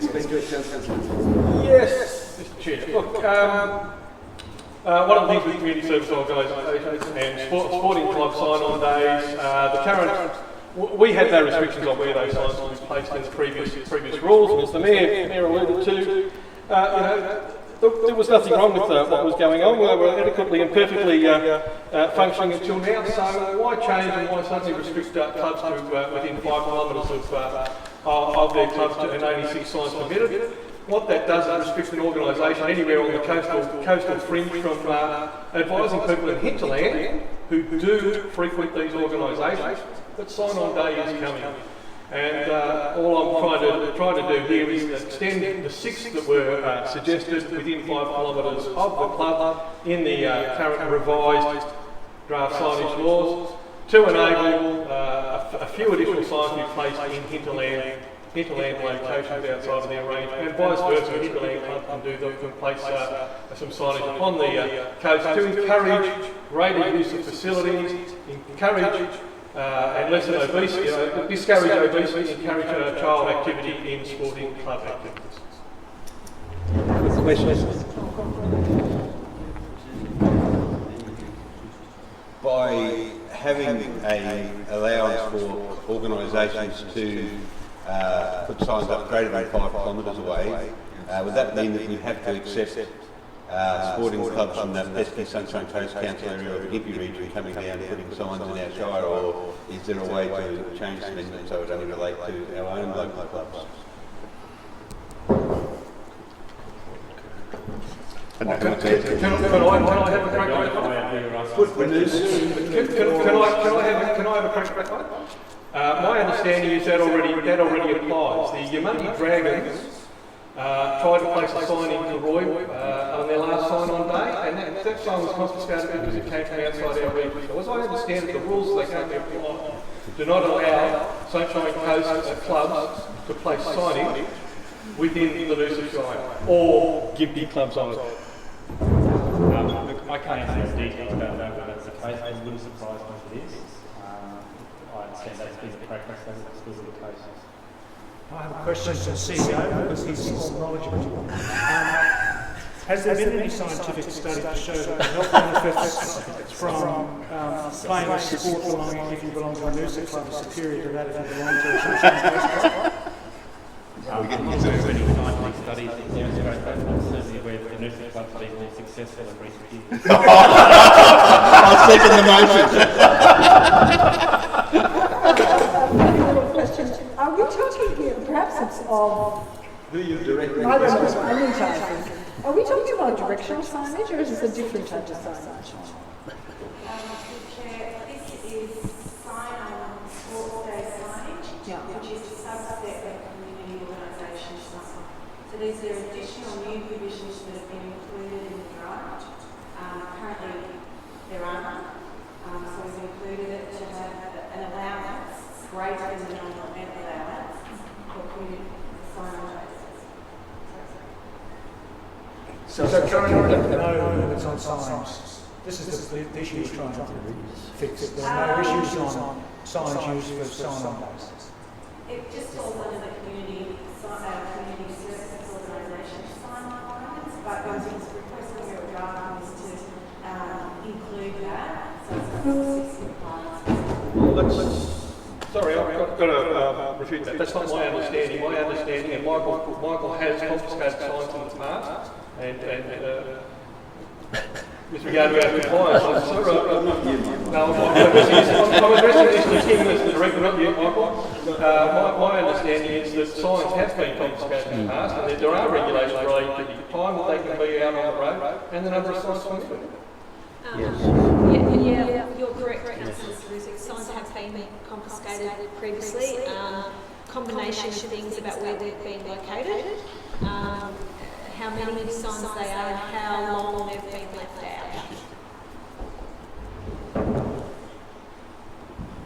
Can I just ask then, in the proposed, the staff proposed local law, what is the number of sporting club sign-on signs that are currently recommended to be permitted in the draft that you've provided? 6.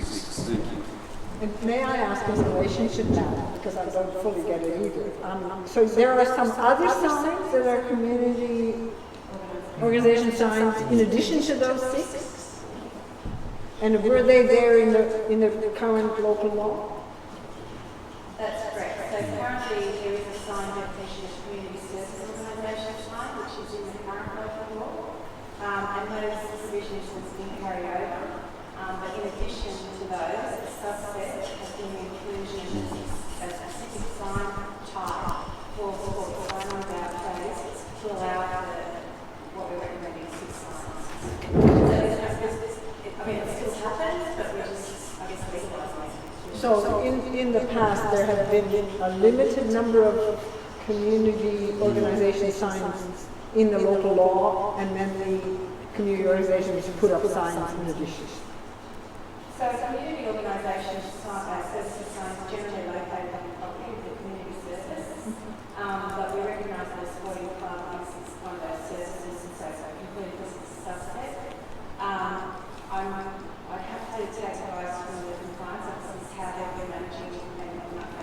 dealing with a number. I'm guessing it would have been under the events definition, which as an event sign.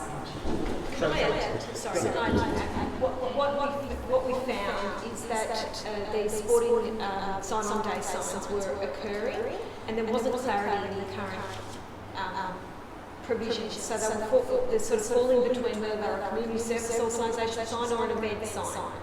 And so we're looking to rectify that because they are common sign that happens, so to provide some specific clarity around that specific type of sign. So event signs, are they also limited to 6? You're also suggesting 6 for event signs? Community event signs?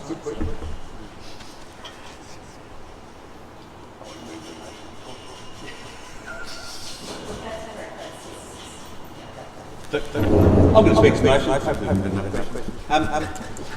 I'm not a great fan of any sign advertising on roads, but I believe 6 is better than 10. I understand that maybe you want to go further than 5 kilometres. I actually don't like the concept of coast clubs coming up trying to poach your members, particularly since we've got a prominent member of the Croy Wombats here, and on the Noosa line. If I was to put any sign up in front of the Croy football club, I'm sure it wouldn't be happy. They're going to put up that we don't want you over 35s, but they're far too old. But I actually think fine there if we have an area. You don't need more than 6 to tell people you sign on. Say if you put one in each rural town, you've got everyone who knows it on. I love 6 signs. I'm going to support that. The staff have recognised that community groups are wanting to put signs out. They're suggesting 6 to give that they're allocating 6 to give some guidance and clarity on this within a 5-kilometre radius, so they don't proliferate. And the whole thrust of this policy is to acknowledge that there is a need for signage, but that it doesn't proliferate. And that's what the draft as it stands is seeking to do. So I support that. And I won't be supporting this amendment. Thank you. Anyone else wish to speak to it? Care to close, Councillor? Yeah, right. I can't quite understand then if community service organisation signs are limited to 6, like sporting club sign-on days had to be differentiated and brought into a category all of its own. But one would expect a modicum of professional courtesy from one club to another. If another club exists within the region, they wouldn't go trying to poach territory or poach players. I'm sure that goes on behind closed doors, Councillor. We can have a few of the women's players. And I'm sure there are other ways and means. So to suggest that a club wouldn't have the decency and the courtesy, particularly when you're involved with one of those clubs, to consider the hinterland clubs, I think is a bit of a nonsense. But again, all I'm trying to do here is give the sporting organisations an opportunity, and I'm quite happy to extend that to all community service organisations. But as this was singled out, this is the only thought process I had. Again, trying to encourage the activity of children in sport is what I'm all about, and trying to support our community groups and sporting clubs in achieving that is the intent here. Okay, with the amendment, all those in favour? Councillor Jerizabek, Councillor Parton, those against? Councillor Stockwell, Jackson, Wilkie and Wellington, the amendment is lost. We go back to the original motion, including the First Amendment. I think they're right up their arms. A question, Anita. Can you tell us what is proposed in relation to real estate directional signs?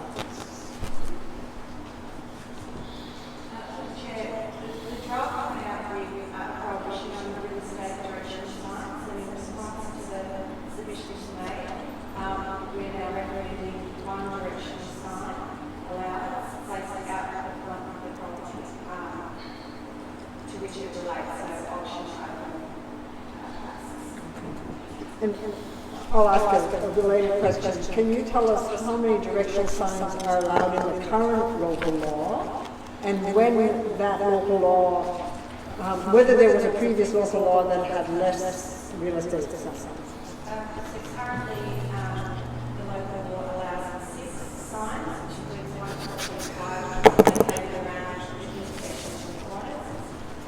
Previously, under the former local law, 1999, changed in 1999? No, it changed when the current local law was introduced that date. Oh, okay. The former local law was 1999. Thanks. So I'm going to move an amendment to the real estate directional sign item. Same one. Yeah.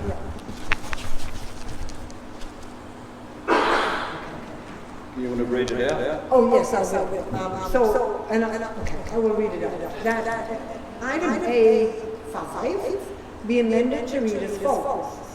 Allow 4 real estate directional signs per auction or open for inspection with the following criteria. Signs may be placed on the day of the auction, open for inspection, and removed immediately after the auction or open for inspection. A sign must not exceed 750 millimeters times 400 millimeters or 0.3 meters squared in area per sign. Only 4 directional signs per event are permitted, including the auction or open for inspection sign erected at the property.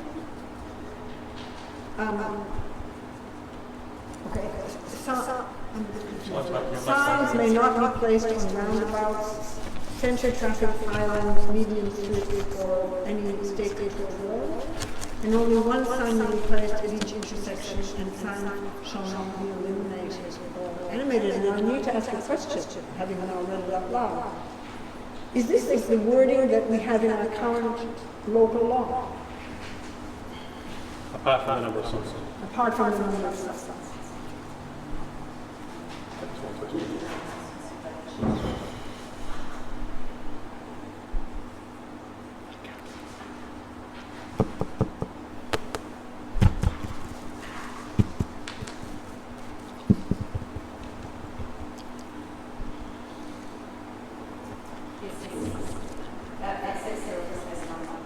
Okay, thank you. So, that's another. Second, Councillor Tewantin. Care to speak to Councillor Jones? Yes, I do. So I'm moving this amendment to reinstate real estate directional signs into the local law as it is now, except with reducing it to 4 signs, which is how the local law was previously. We've had a petition that was received by council with 78 signatories of agents and customers who prefer to see real estate agencies allowed to put directional signs by real estate agents. I have been aware that we've been allowing 8, and that was changed from 6, we had 6, and we've changed that from 4 to 6 at one stage. Given that our aim is to review and remove clutter around Noosa, I'm suggesting 4 as a compromise, given that that's how it was. Council has received an email from one of the very large and very successful real estate agents recommending that we not have directional signage, saying that people can find addresses on their GPS system and in their care. But I believe this could well discriminate against small agencies. The big agencies get the big houses, and they're located in very easy to find locations. And some of the smaller agencies are the ones that are dealing with other locations, and in particular there are issues. I have got feedback. There are issues finding places all around the hinterland, and what happens, and I experience this today when I try to find this community hall.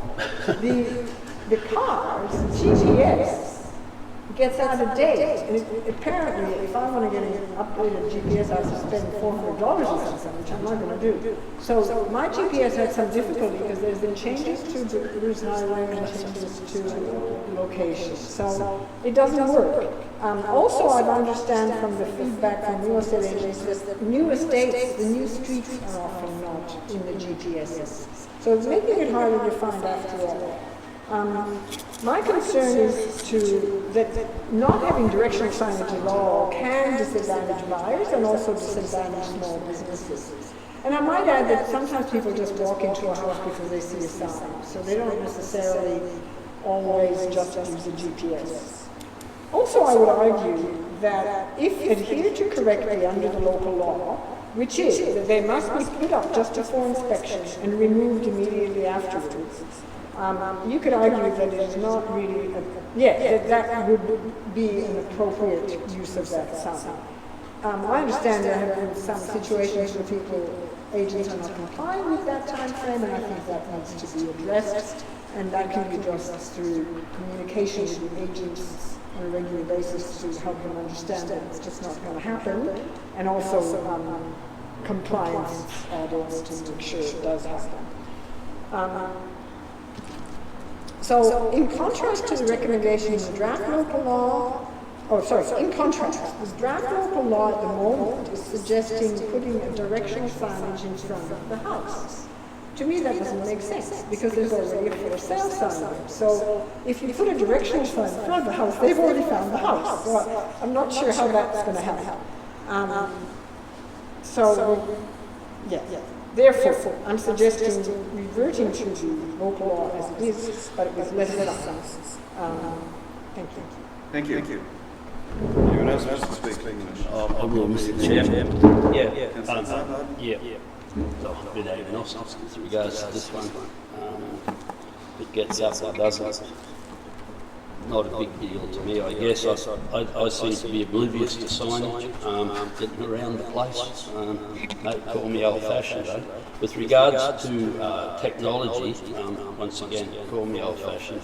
I don't use it. Signage is useless to a bloke like me, and I'd suggest a lot of people in Noosa Shire that up in my vintage, my age group, and some below too, my age group who had trouble with technology. So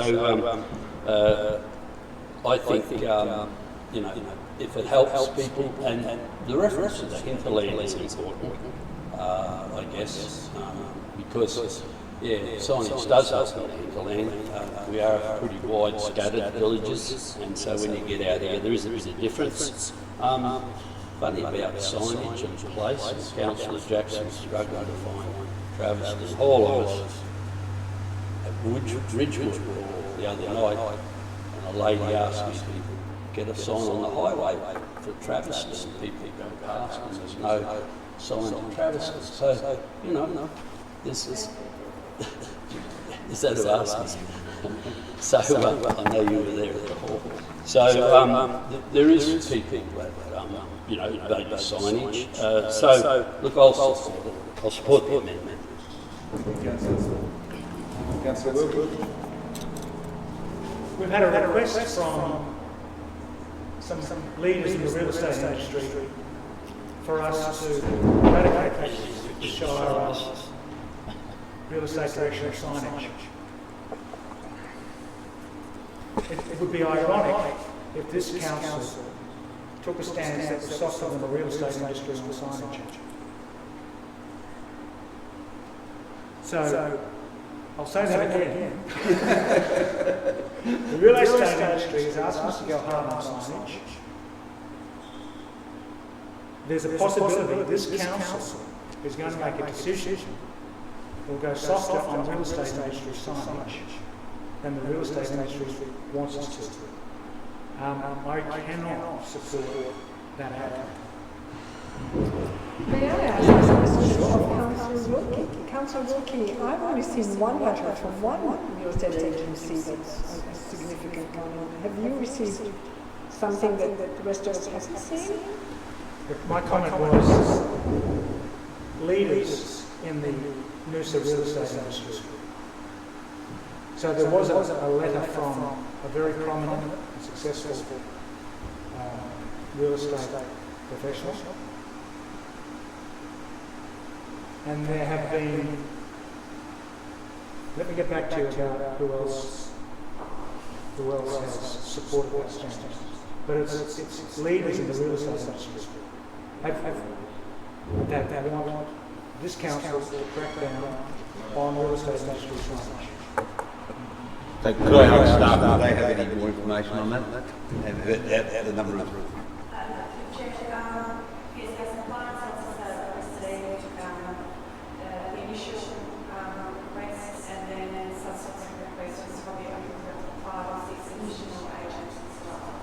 requesting that they be banned. Yes, That they supporting be, that position. so 5 or so local agencies. Yes, I think that probably that's 6 or so.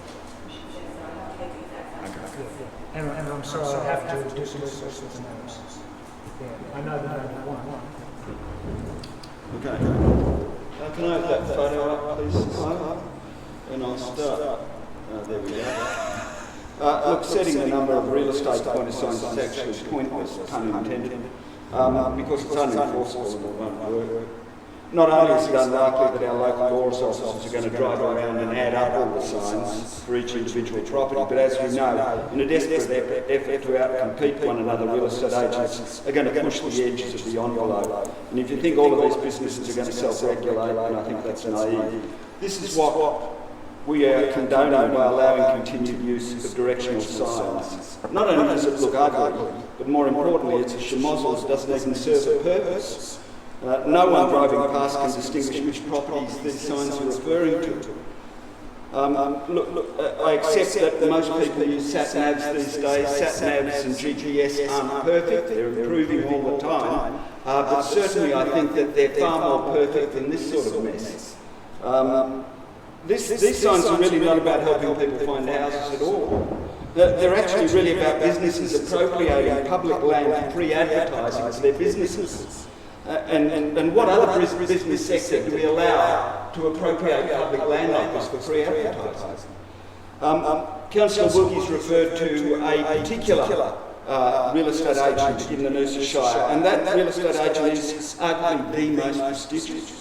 One of the largest, certainly one of the longest standing real estate agents in the Shire, and he's written to council urging us to ban these signs, and he said, and I quote, "The 1,000 odd real estate pointer signs out today are a blemish on such a pristine town." And I tend to agree with that.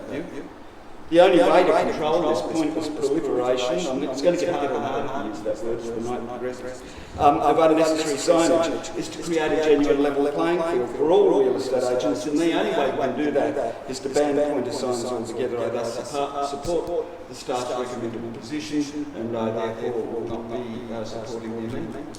May I ask this question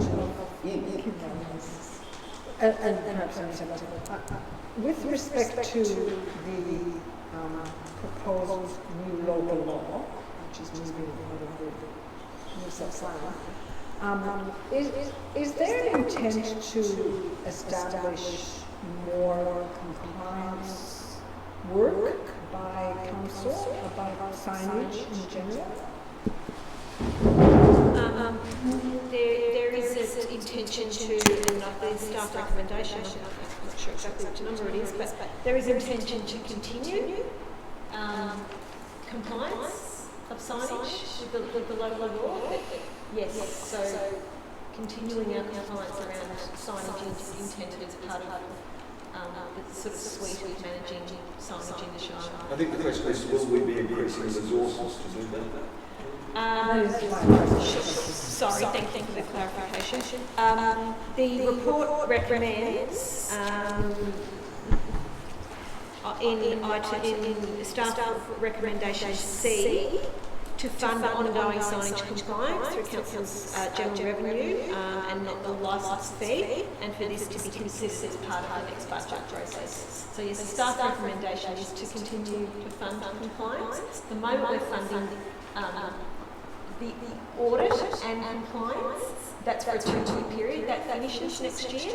The staff recommendation is that continues on. So it's not essentially an increase from what we're doing now, it's a continuation of, if that position or that approach is not funded in next year's budget, it's a decrease. If it's funded, then it's ongoing. So just to understand, the audit are the compliance steps.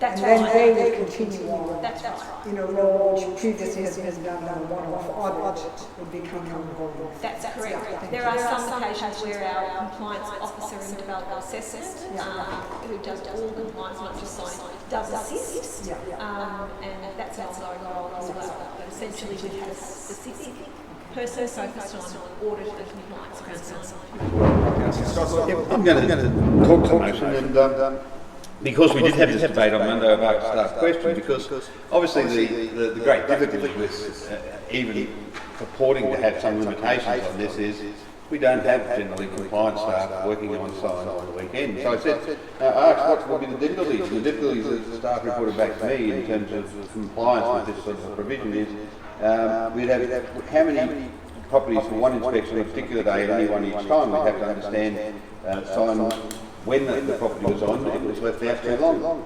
If a real estate agent had multiple properties for sale in one area, you would have to know how many and then count the relevant signs. You would need a designated officer on the weekend to check compliance on the sign. This would be quite resource intensive. So the rough estimate, if we just had one compliance officer working 8 hours on a Saturday, 52 weeks a year, that would be an overtime rate, and that would cost ratepayers $22,400. I don't support the ratepayers in Noosa Shire paying $22,400 for signage which, as Councillor Wellington's photo quite well shows, have emerged from being just directory signs to promotion of the real estate agent themselves, not the property they're selling. I don't support the amendment. Thank you. Can I ask Councillor Stockdale a question? Sir. Can you explain where 22,400 came from? The sentence that the staff provided me at a very rough estimate, overtime on a Saturday times 8 hours times 52 weeks a year would cost approximately $22,400 per year. For one officer. You're the only one that hasn't spoken. Thank you. Can I just see that picture back again?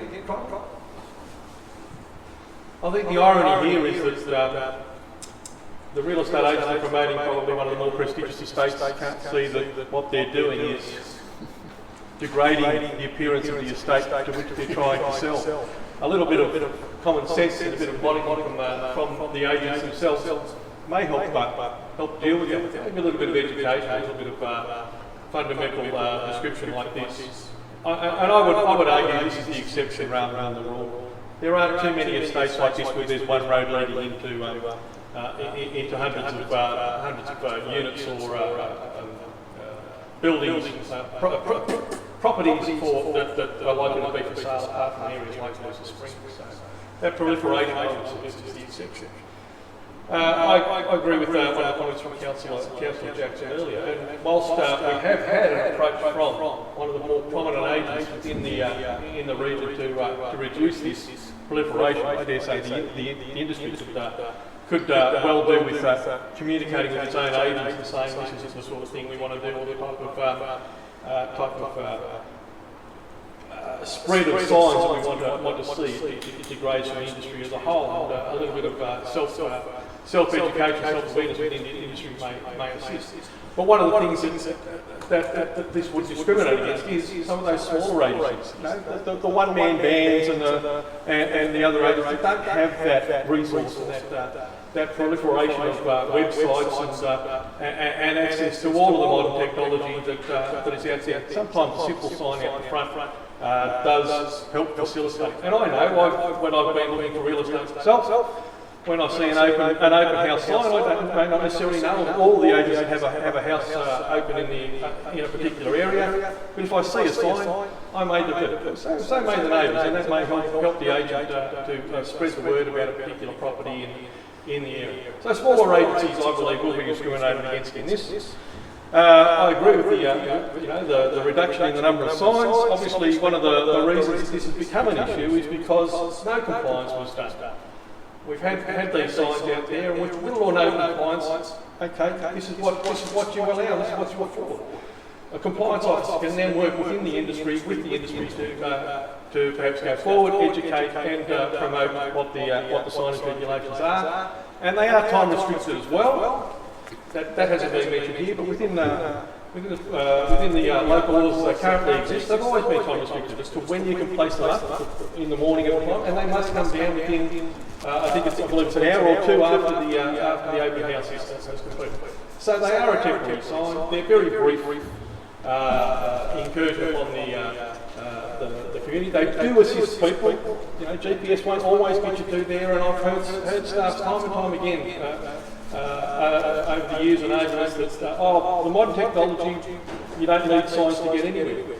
But there are so many examples where we have bad signage and bad communication in our region to get around the region that People forget that what we have here is a proliferation of visitors to the region. They're not all familiar with the region, and they need some assistance and guidance in getting to where they're going to. So I think a little bit of directional signage to assist with getting to an open house for a few hours on a Saturday morning is a small process. That's a question. Question to Kim. Is tonight a once-in-a-generation opportunity to give real estate directional signage which will approve of the real estate industry? No,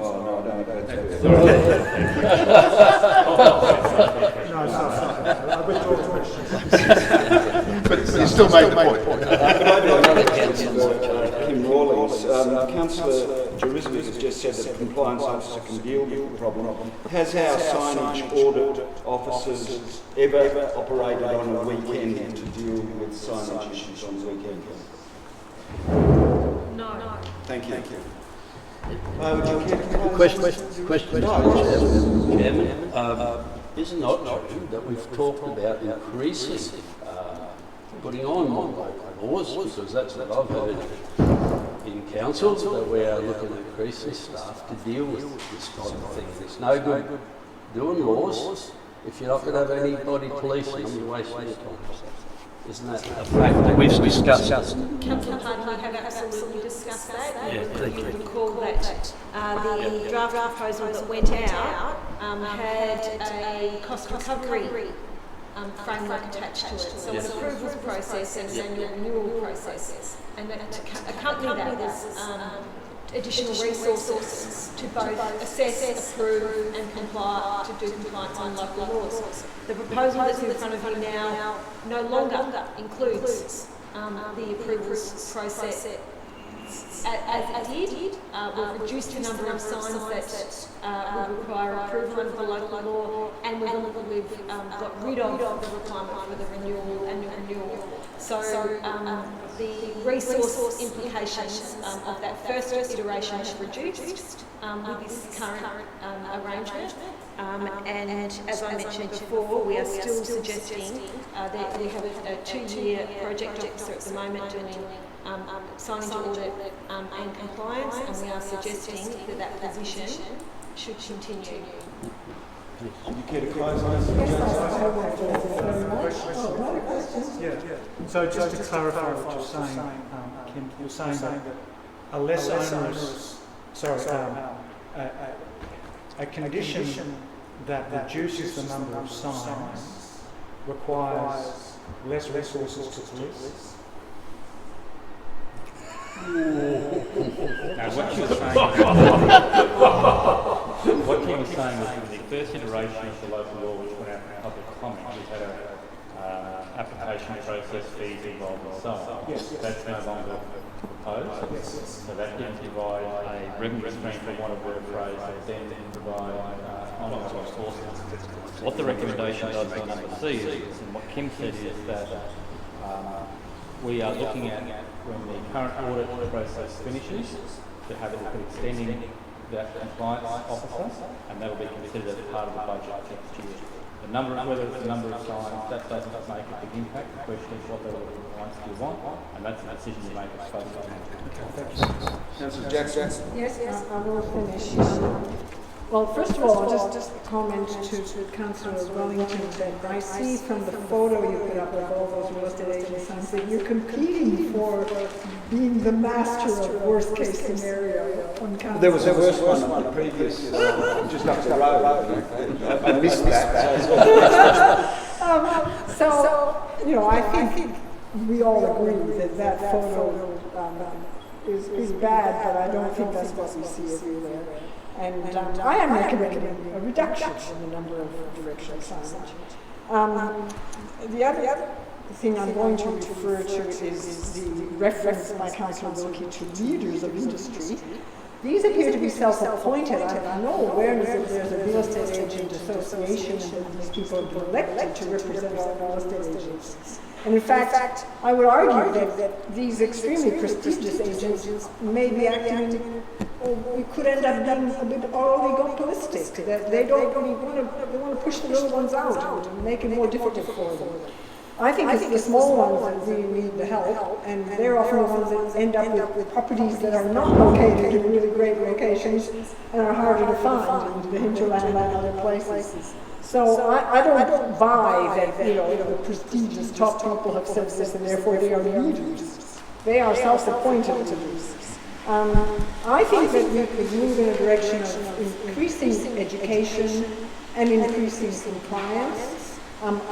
I think that's the way we ought to be going. I think that my view is that removing completely the option of having real estate agents sign is kind of an anti-business, anti-small business approach, which I don't support. I think it is a perfectly reasonable thing for there to be some direction signage to help people find a house.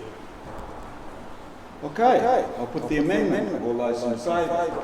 Councillors Pardon, Jurizovic and Jackson.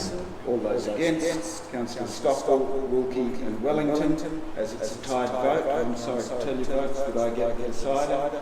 And I'll vote consistently with my original position and also in keeping with the staff recommendation, so the amendment is lost.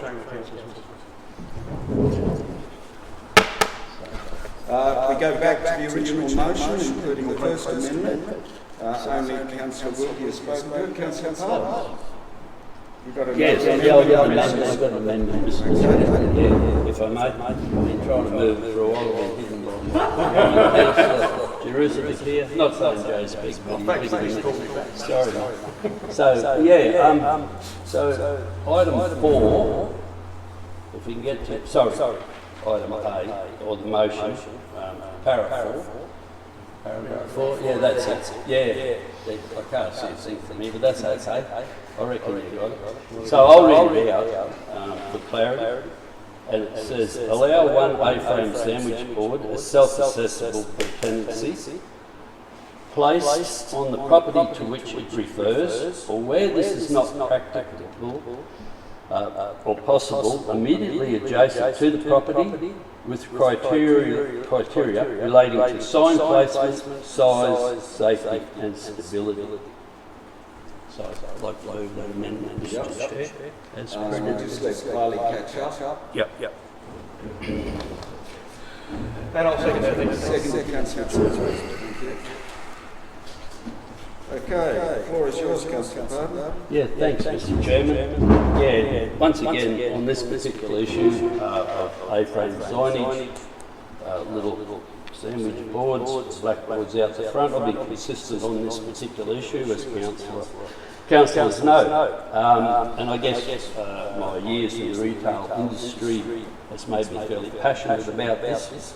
Plus I listen to a lot of businesses across the Shire and business people, and to remove their A-frames, or to take them away, and I know council and staff have moved a fair way on this, and it's in the original motion that we put them back, or we let them have them, as always was the case in Noosa Shire. But to not have them on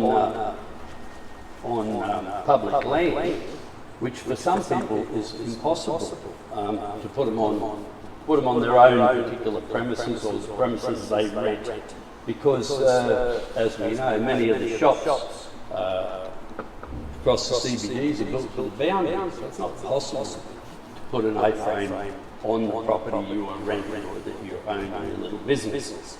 And if you look across the Shire as it ran the other day, I think there's about 7 A-frames out there in various businesses, and most of them were on public land. Councillors in the past have debated about safety, etc. I've been a councillor since 1997. Don't recall any particular issues, lawsuits that councils face, etc., etc. So, and I've never deemed it a problem. I think it's part of the character. Other councils talk about visual clutter, etc. I don't see it that way. To put out your little sign, hang your shingle out, fish of the day, cup of coffee here for $3, etc. I think it's just part of the character, especially with the hinterland towns, etc. But you can't differentiate across the Shire, it's all Noosa Shire, we're all one race here in Noosa, and one people. So you can't break that up. So I think it's fair to have this particular amendment. The thing is, what I suppose, being old-fashioned, we used to say a business without a sign was a sign of no business. Yes, okay, we moved on in the modern world, people find them online, etc., etc., and online shopping is having a great dramatic impact anyway on all the businesses. So businesses tend to struggle anyway, and don't think they're not in Noosa. Go and ask us if you don't believe me. The other thing is, there's a perception. We have a perception that a sign is clutter. The businessman has a perception too, and it mightn't draw many in, but his perception is it does. That's why he takes the time to write on it and put it out there. So we can have a perception, you know, that doesn't look good, doesn't fit the image of the Shire. But his perception is you take that away and reduce his business. And I just can't indulge that in any way. So thus the amendment, and thus, for all those reasons, I think we should keep it. And I know staff have changed the recommendation after going out to people, but for a lot of people, it has to go on public land. It'll be said that we'll be sued. Well, let's have a test case, see who's going to sue us. I would suggest that as our compliance officers go around and look at these signs, they can put them in an appropriate place, beside an electrical box. They'll fall over the electrical box, but at least the sign, they've got to fall over that before they get to the sign. There's plenty of places. It's a common sense approach, for God's sake. Thank you. Anyone else going to speak? I will. Councillor Parton has a good argument, but he was wrong in one respect. He suggested that this is what has always been the case in Noosa Shire, and that's not the case. So signage was first controlled in 1986 by this document, and that document is what established the face of Noosa in its urban landscapes. It included a whole lot of other stuff, but the signage in here is what built our brand around having limited signage. It was very clear. It had two definitions. One was a portable footpath sign, which we now call Neighbourhood. Another was a chalkboard. And the chalkboard is one that has, I better get it, a movable board not exceeding 1.5 square metres in area used for purpose of describing services or goods for sale, which vary on a regular basis. Example, restaurant menu, real estate land sales are located on private property or fixed to the frontage of a property. Okay? I support that concept of the chalkboard, of something that's not constantly there, that says this is the fish of the day, or spuds are $5 for 5 kilos on private property or attached to the front of it. I don't have a problem with that. What I've found is now that businesses which are using it purely as a business advertising sign on public land. So when I walked down one local street the other day, about 50% of things that were absolutely no relation to it. You know, you don't walk down the street and say, oh, there's a doctor there, I'll go and see what he's got to sell. But we've had doctors, we had dentists, we had 2 real estate agents that said we're open. Oh, blow me over with sort. I need a sign to say that I'm open during business hours. The ones that did work were the chalkboard signs that said, oh, this is our specialist today, cafe. I went in and we had lunch at one of them. But what we have to realise is that A-frames on public land have become just one of those other things of people using them to promote a broad business rather than that thing of giving the footpath traffic some key information that might change their choice or their decision about what to do or where to buy things. So for me, I support what the staff recommend because it's consistent with what was in place from 1986 to 1997, and we know that works. We know that built the brand. We know that across Australia this was used as the best practice for signage control, and I still support it. I have a question. A-frame sandwich boards are being recommended at the moment by the recommendations on our in front of us. I believe they're recommended only on private property and not in public land.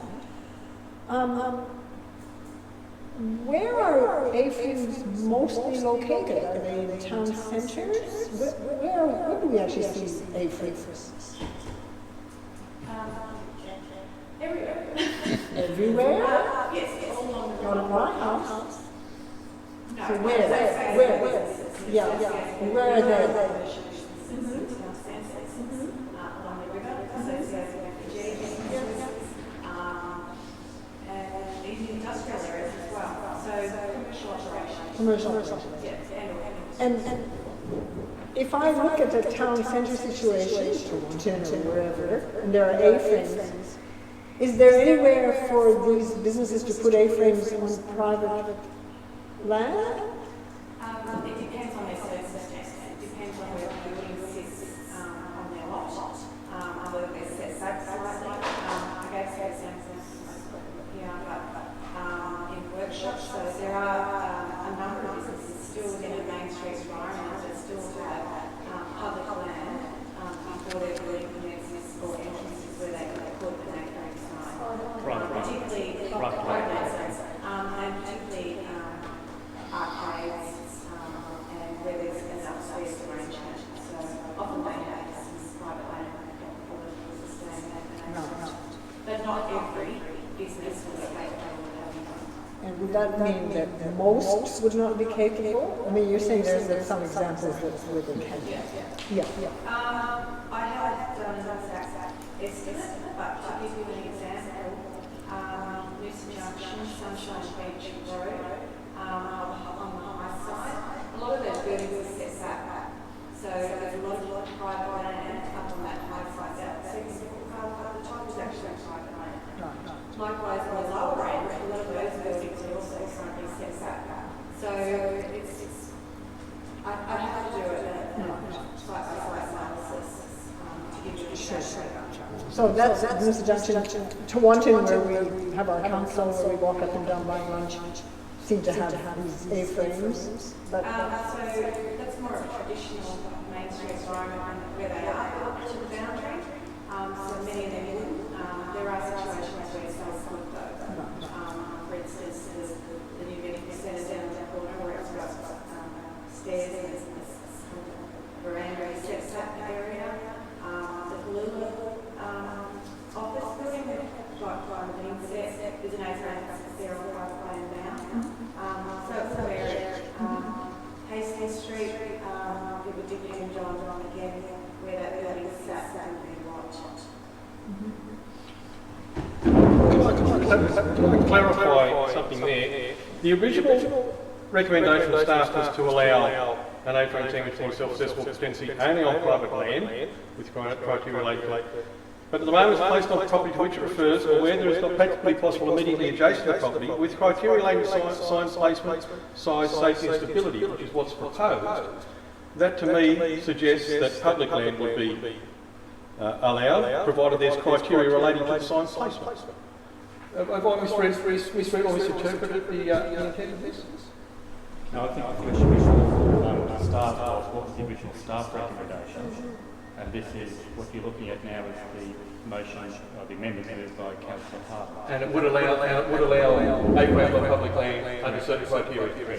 Okay, thank you. That's all right. To clarify that. That's how I read it. I just from Councillor Jackson's question. Right, Councillors Pardon and Stockwood have spoken to this. Anyone else? Yep, and I apologise to those that had to sit through this on Monday and sitting through it again. Here we go again. I think if you can't manage them, regulate your movement. There's an element of subjectivity into all these changes that we're applying here.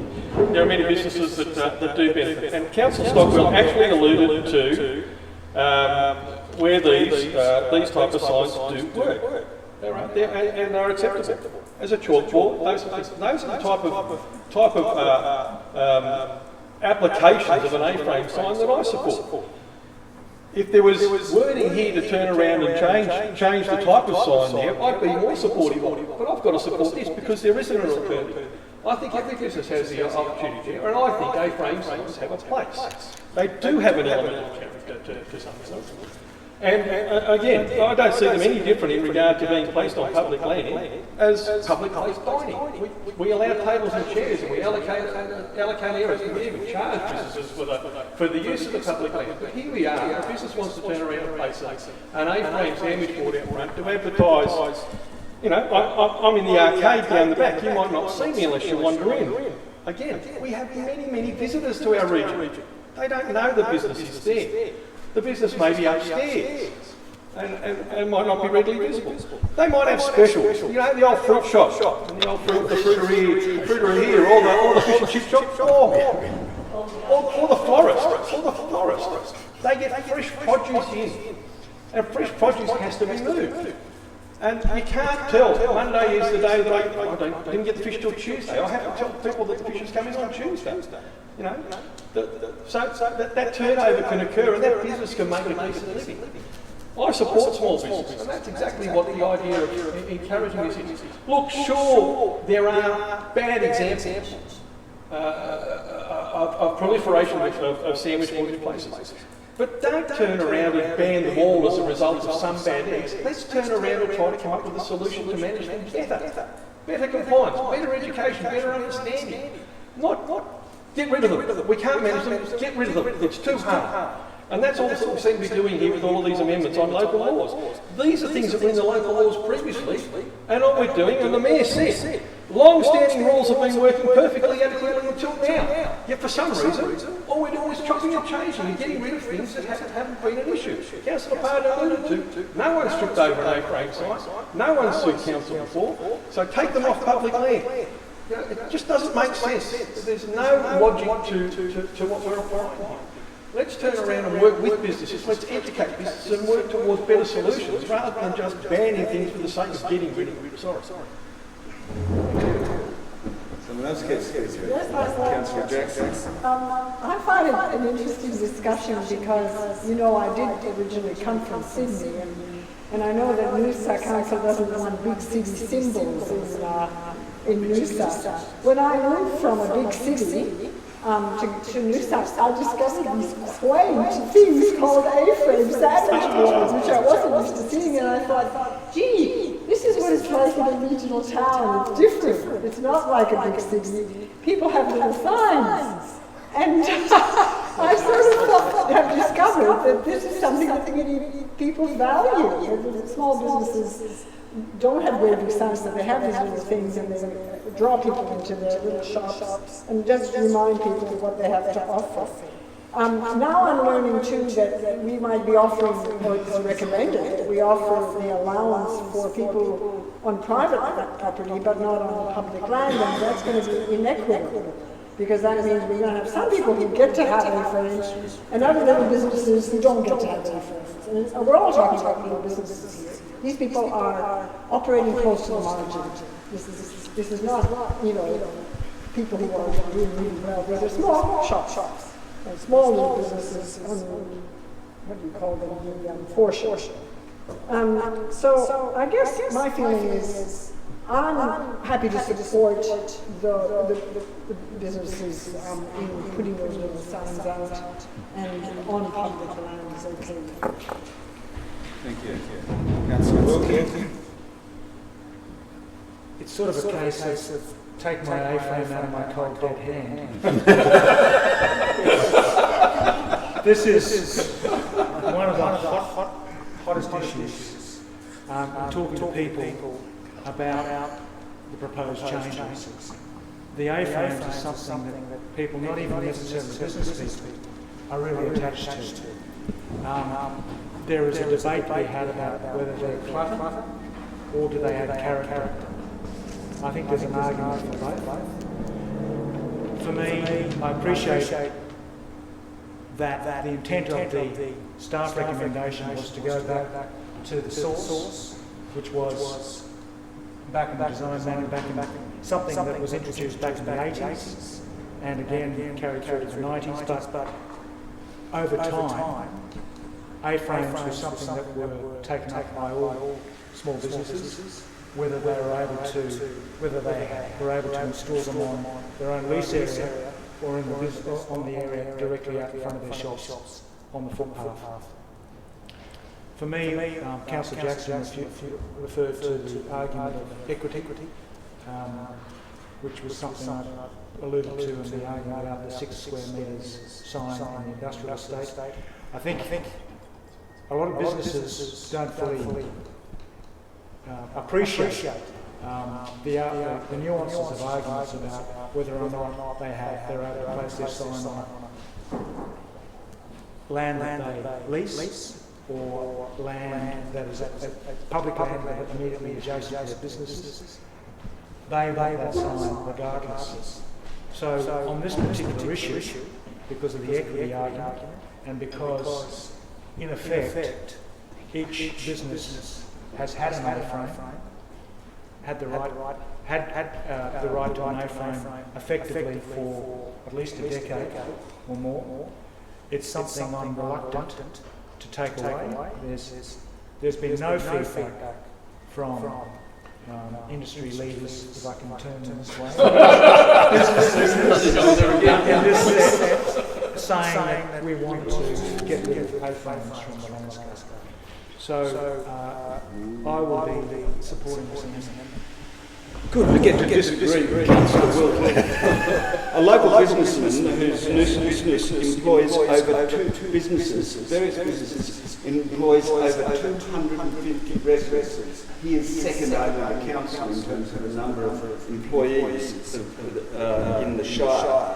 Arguably the most significant business owner in the Shire, has written to council on the issue of signage and visual pollution, and he wrote supporting, indeed his words were full support, and put them in capital letters. They were typed in capitals of the original staff recommendation, which was for no A-frames on public land. Stand correct. He wrote, and I quote from his email to me, "It is critical that council does all in its power to maintain the character and the look and feel of Noosa, and not be bullied or influenced by commercial operators who selfishly demean our amenity with the items listed as prohibited devices, including A-frames and revolting signage, etc., that create visual clutter and significantly reduces our general amenity. There must be an appreciation of the very real difference of Noosa and the reason for its popularity and appeal. Aspiring shires are trying to emulate our standards. They are not regressing to the lowest common denominator and allowing visual pollution that is sadly entrenched and prolific in so many of their regions. It is heartening to see council appreciating the uniqueness and importance of amenity and enacting local laws that seek to maintain and protect it. Well done, is what he said. Well done. This from the most significant business owner and one of our major investors in the Shire who understands Noosa's differences. This is a tricky issue. Can I have that photo up, please? Kylie, please. This is more for your amusement than anything. This is the way the business has pushed the envelope. Yes, we have an A-frame out front, which is not selling specials, it's just saying name as a business. This business also decides to put a motorbike on the footpath, on public land as part of its advertising every day. Every day they will have a motorbike on public land. The problem is that businesses will continue to push the envelope. There are businesses that put 2 and 3 A-frames out, and I agree, yes, we have to ensure compliance, and it is extremely frustrating for our compliance officers to have to deal with it. That's more for amusement than anything. So, yes, there are businesses that would like to advertise their specials. They can also use their windows to do that. There are businesses that are upstairs in retail sectors that say that they need A-frames out on the footpath to draw attention to their locale. That's true, and I do feel for them. There's another argument here, which is that they have chosen a business premises where they are paying significantly less rent because they don't have street front visibility. And so they're expecting to try and gain some street front visibility whilst not paying for it. And I do feel for them. But in the end, the question has to be asked about whether businesses should be allowed to appropriate public land, once again, to advertise. A-frames take up more time in terms of compliance than any other advertising device in the Shire. Ultimately, all residents are paying for council staff to have to deal with the compliance of the handful of businesses that use them and put them on public land. Is that fair, that all residents are paying for it? The look of Noosa is truly our economic and competitive strength. The business owner that wrote to me says he was heartened by the proposal to ban A-frames on public land. I fear if the amendment proceeds, he'll be mightily disheartened. However, just to confuse you even further, I do accept the fact that we have been allowing A-frames up to now. I am not happy with A-frames. Councillor Jackson found them to be quaint, I think, when she arrived here from the big smoke. But quaintness can also mean visual clutter and, you know, basically looking over. I think they're ugly. However, I'm not prepared to wield a big stick on businesses that have been using them up to now. So strange it may seem after all a lot of mention going to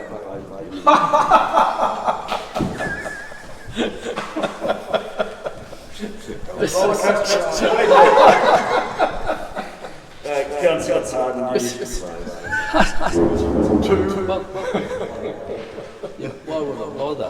Mr. Chairman, I wasn't going to say anything. Then I had written a hell of a lot to say in reply, and then by the time you got to the end, I'll forget all what I've written with regards to people that employ 200 and Aussie battlers like me and the old days who employed a few, and other people that are in the room too used to employ a few. So all I've written, forget it. I'll put them in all those in favour. Wellington, Wilkie, Jackson, Noosaville and Parton, those against. Well done, Councillor Stockdale. The high moral ground. That amendment becomes part of the motion. And I have a further amendment. In compliance, get that motor scooter off that footpath. And so, Kylie, this is... You're out of shot. That's probably pretty good. I'll have my head in the shot and my belly out. What are you taking, Councillor Stockdale? It's a addition to the last amendment.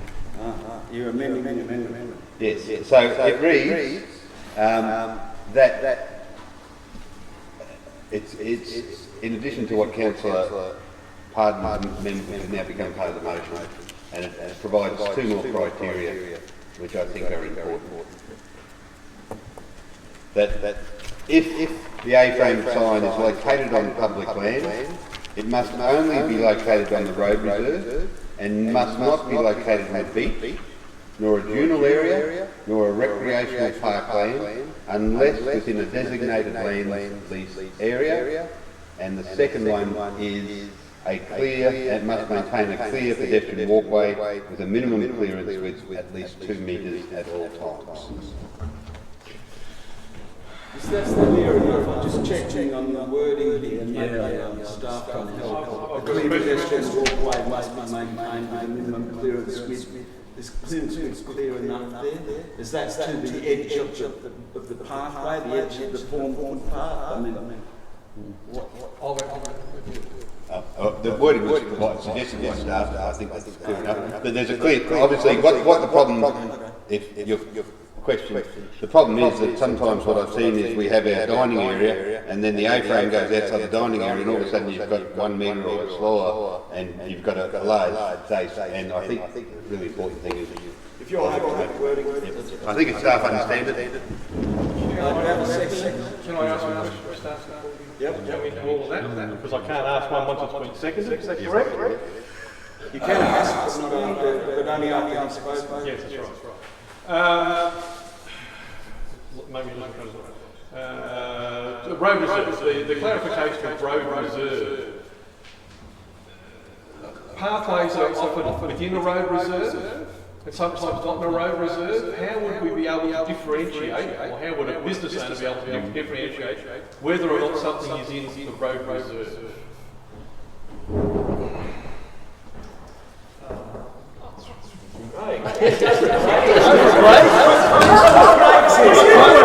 Let's go. Through the chair, the road reserves define from boundary to boundary with a carriageway within it. Which can include footpaths generally in the road reserve. Yes. That's what I was alluding to. We've got a yes. Can I have another question?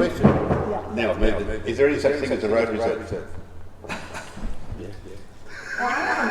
It's really a road. I have a question. Let Brian's question. It's only a technical. There is. If we want to be technical, it is just road. It's not a reserve. Under Land Act. But clearly staff support the use of the term located on the road without the term reserve. There is reserve sufficiently prescriptive to be understood by all. Yeah, I think councillors are getting a bit nuanced here. Road reserve is what we need to be talking about. It's the local terms. Yes, I'm unclear about the 2 metre clearance. If we envision, for example, I keep going back to Tewantin because that's where we are located. 2 metres is actually quite big. Isn't it the whole pathway? Well, the question is how wide is our pathways generally? That's a good question. Yeah, well, the question is in the retail area. Yeah. In the retail district. We're not talking about Noosa Junction where they have the extra. For example, how wide is the footpath in Tewantin? Probably 3 metres. 3 metres. So generally a hallway is 500. We allow 1.2 as a minimum area to access on a footpath. Our minimum is 1.5. It used to use 1.2 and we've increased that. So I've got a question. In terms of Tewantin, you say the footpath's 4 metres. We have a business in Tewantin that regularly we have a business in Tewantin that regularly puts goods out on the footpath and 2 A-frames. Are those 2 A-frames in accord with their footpath trading permit? In other words, can A-frames be part of the footpath trading permit for goods? I know you guys asked before. It would depend on their permit conditions. I would suggest that in that situation, but would need to check it that the A-frames are outside their footpath dining, trading footpath trading area. Okay. Yeah. Thank you. Yeah, I'm second. I can't. I'll second it. You can't. So I did. Cannot. So what can you do? I can. You can? I can. You're unencumbered. Yeah, I'm not enough. Yeah, I'll second. So, councillors, there's just 2 aspects. The first one for me is the most important. I have to be in camera. I think it's really important to understand that we're looking at making allowance for people in traditional shopping centres that do go straight onto the road reserve. I accept that I'm in the minority, and now the council initiatives we allow, and that's good. We're back to being friends with small business, but I really can't handle it, as has been occurring along the river, where we have a very congested pathway with dogs, bikes, people, kids enjoying it, and a business with 1 lease putting 5 A-frame signs in our park reserve. To me, that has to be a solid no. It has to be everywhere. It has to be that yes, we will make allowance on public land in front of your shop if you're in a shopping centre, but not if you're fronting Noosa's main beach and you want to put it on the main beach, and not if you're fronting a park reserve elsewhere. It has to be on your road or in your property. That's really important to me.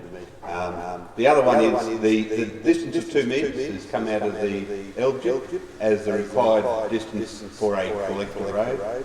I believe most of these signs will be in areas that would be collector footpaths, and to me it's a safe distance for, say, two people to pass with a mobility device or a wheelchair. That's what I'm looking at is, if you can go to 2.2. Yeah, 1.5 is probably, as you say, the minimum to me in the main shopping centre. I can't think of a normal shopping centre where achieving 2 metres and an A-frame right up against your building will be a problem. It's only where the the shops are trying to push the boundary by having displays or eating areas and then putting the A-frame or one or two A-frames out in front of that. Question. I guess it's a question to those who have to enforce this condition. Is this workable? Is this a realistic requirement? Knowing what you know about where A-frames are likely to appear and the width of the footpaths are likely to appear. I think it is workable. I mean, like any of the specific criteria in the local law, it's going, and like what staff have suggested, we're going to need to do ongoing compliance around the local law. This provides another parameter that we would consider during compliance. So yes, I think it's workable, but there's lots of situations where we are going to work about where the road reserves is and where they can and can't.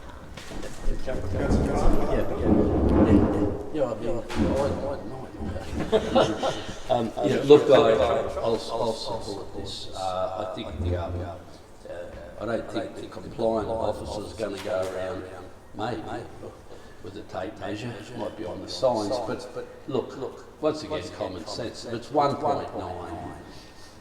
yeah, right. If it's 1.8, if it's 2.2, the gap. I mean, once again, common sense needs to be applied to these things, and I take the position that Councillor Stockwell, with regards to people with disabilities, that's very important, and walking along, carer, wheelchair, etc.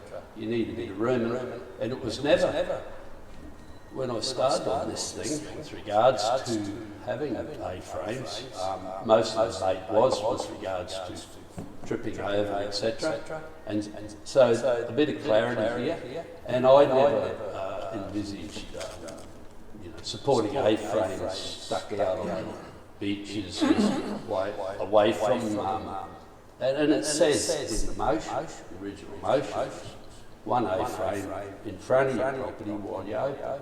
So I think this is quite supportable for me. I have a question to Councillor Stockwell. Councillor Stockwell, where you have written beach or Nordunal area or recreation park land, where are recreational park lands located where there are A-frames? The main case at the moment is the river, where they're outside the lease areas. So that's a park and recreation. That's a recreation reserve. Historically, there's been issues in the Noosa Sound shopping area. There's a park adjacent there. There would be other places like surf clubs and businesses on Hastings Street that also front onto the beach, but I haven't seen them using it for signage. So they're the sort of incidences you'd have. So are there any locations where they actually have signs on beach or dual areas? Yeah. Yes, we have. I have seen in the past there are permits for use on the beach, and there are opportunities to place signs near those businesses in that leased area. And you'll concede business may do the wrong thing and place it on a beach area where I have seen them before where businesses have been operating probably not illegal businesses or businesses that haven't got permission to place them there. We quite often have exercise classes or things along those lines that have permit type activities that may locate in these areas. So it is possible. Another question.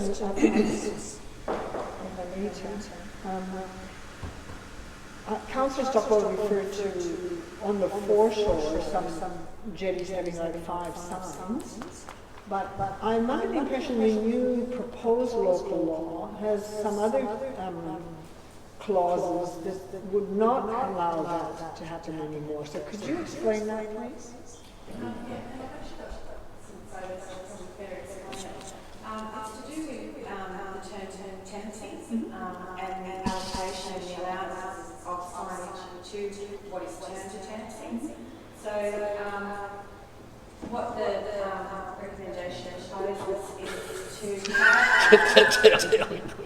is to clarify, You've broken Steve. so it's the last. The last slide. Yeah, I've got the last sheet in there.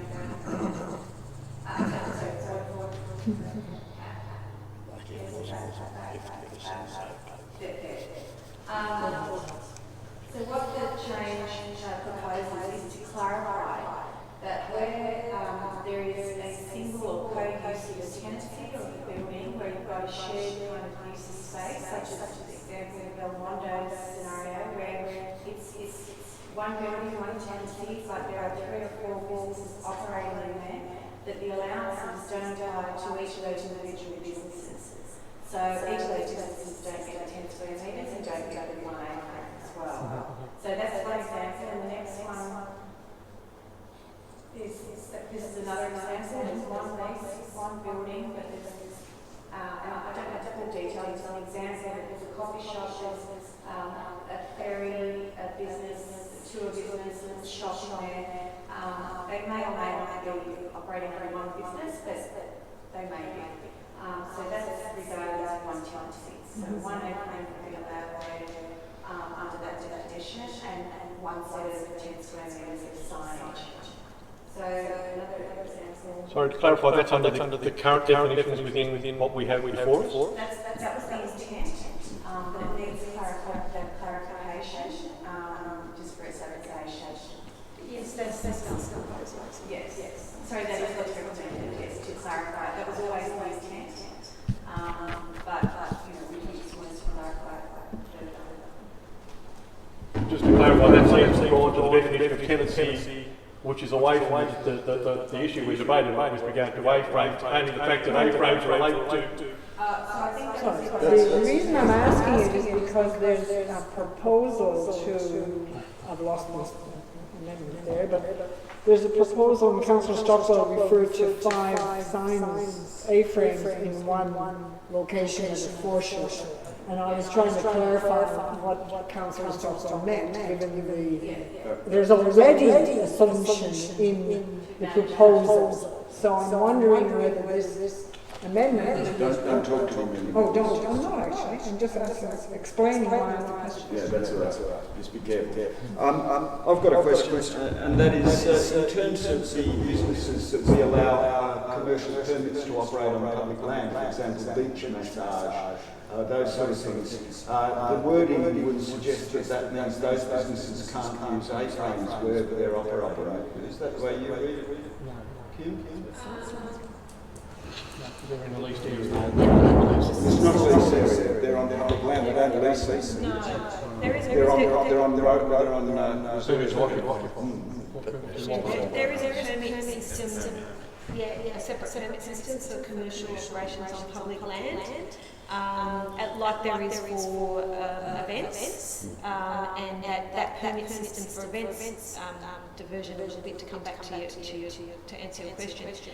Does event permits do deal with signage separately? So potentially commercial uses on public land could also deal with signage. I would have to check that potential conflict, Councillor Wellington. You think that could be resolved? I think it could be resolved. I'd be happy, under the new local laws, the council would also be happy to include the word lease or permit area to clarify that.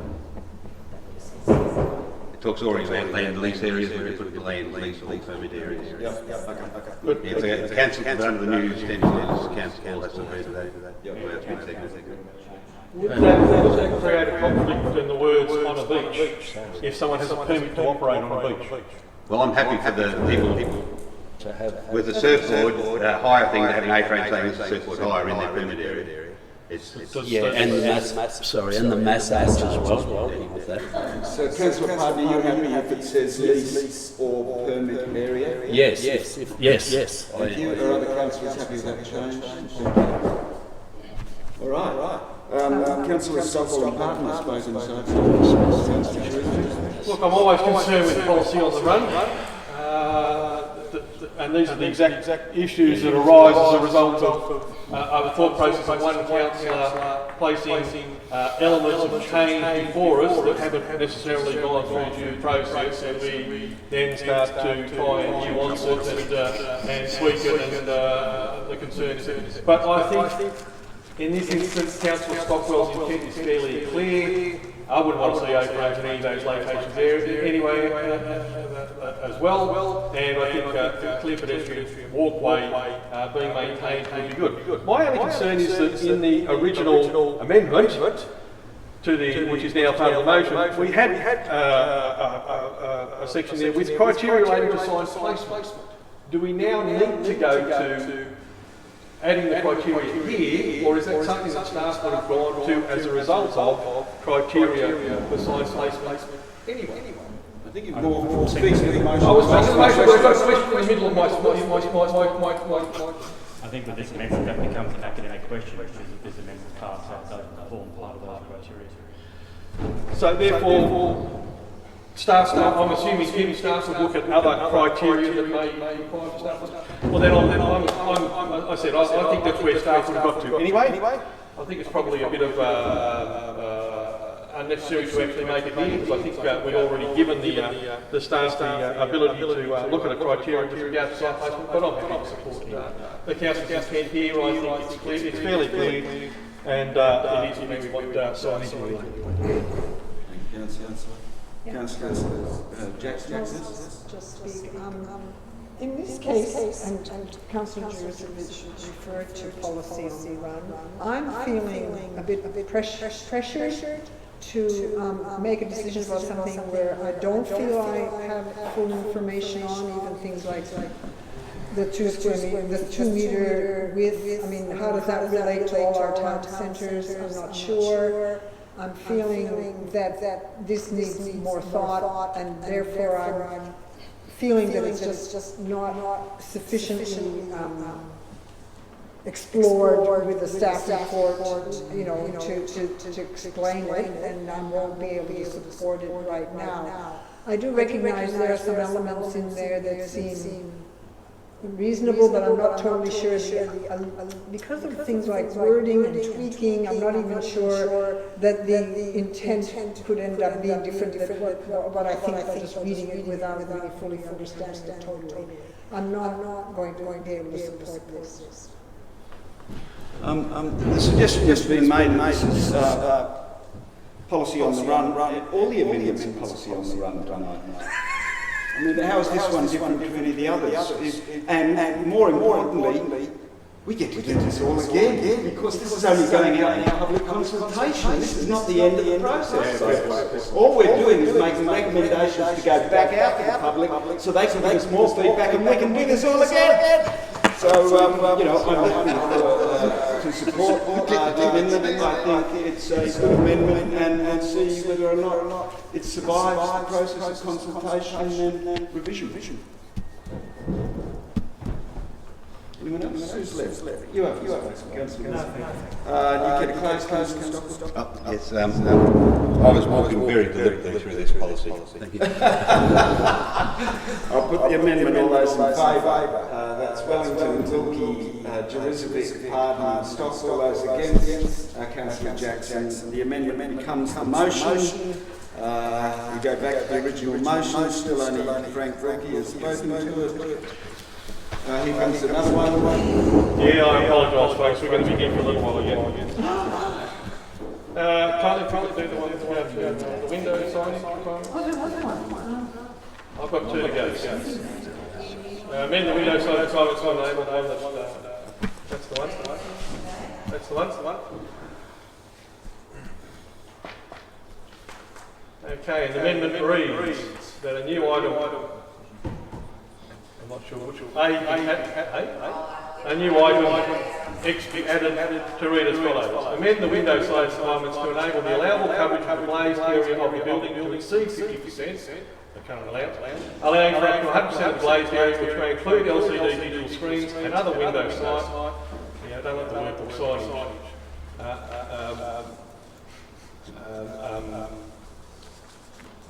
Display. That's different to a sign. That's why I'm changing the wording. But we need to not a display. And well, it's not. It boils down to the definition of signage, and I'll explain as I go if I get a crack to do this. So, excluding doors, entryways, and fashion main transparency. Okay, you're happy with that wording at the moment? As happy as I can be. It may need tweaking, but as happy as I can be. Is anyone prepared to second it? Me again. Thank you, always. Okay, I might start with a bit of to show the camera can't see the images. I might start with a bit of an image rundown. In all areas, can we go back to the news first? In all areas, I mean, you tend to reduce signage.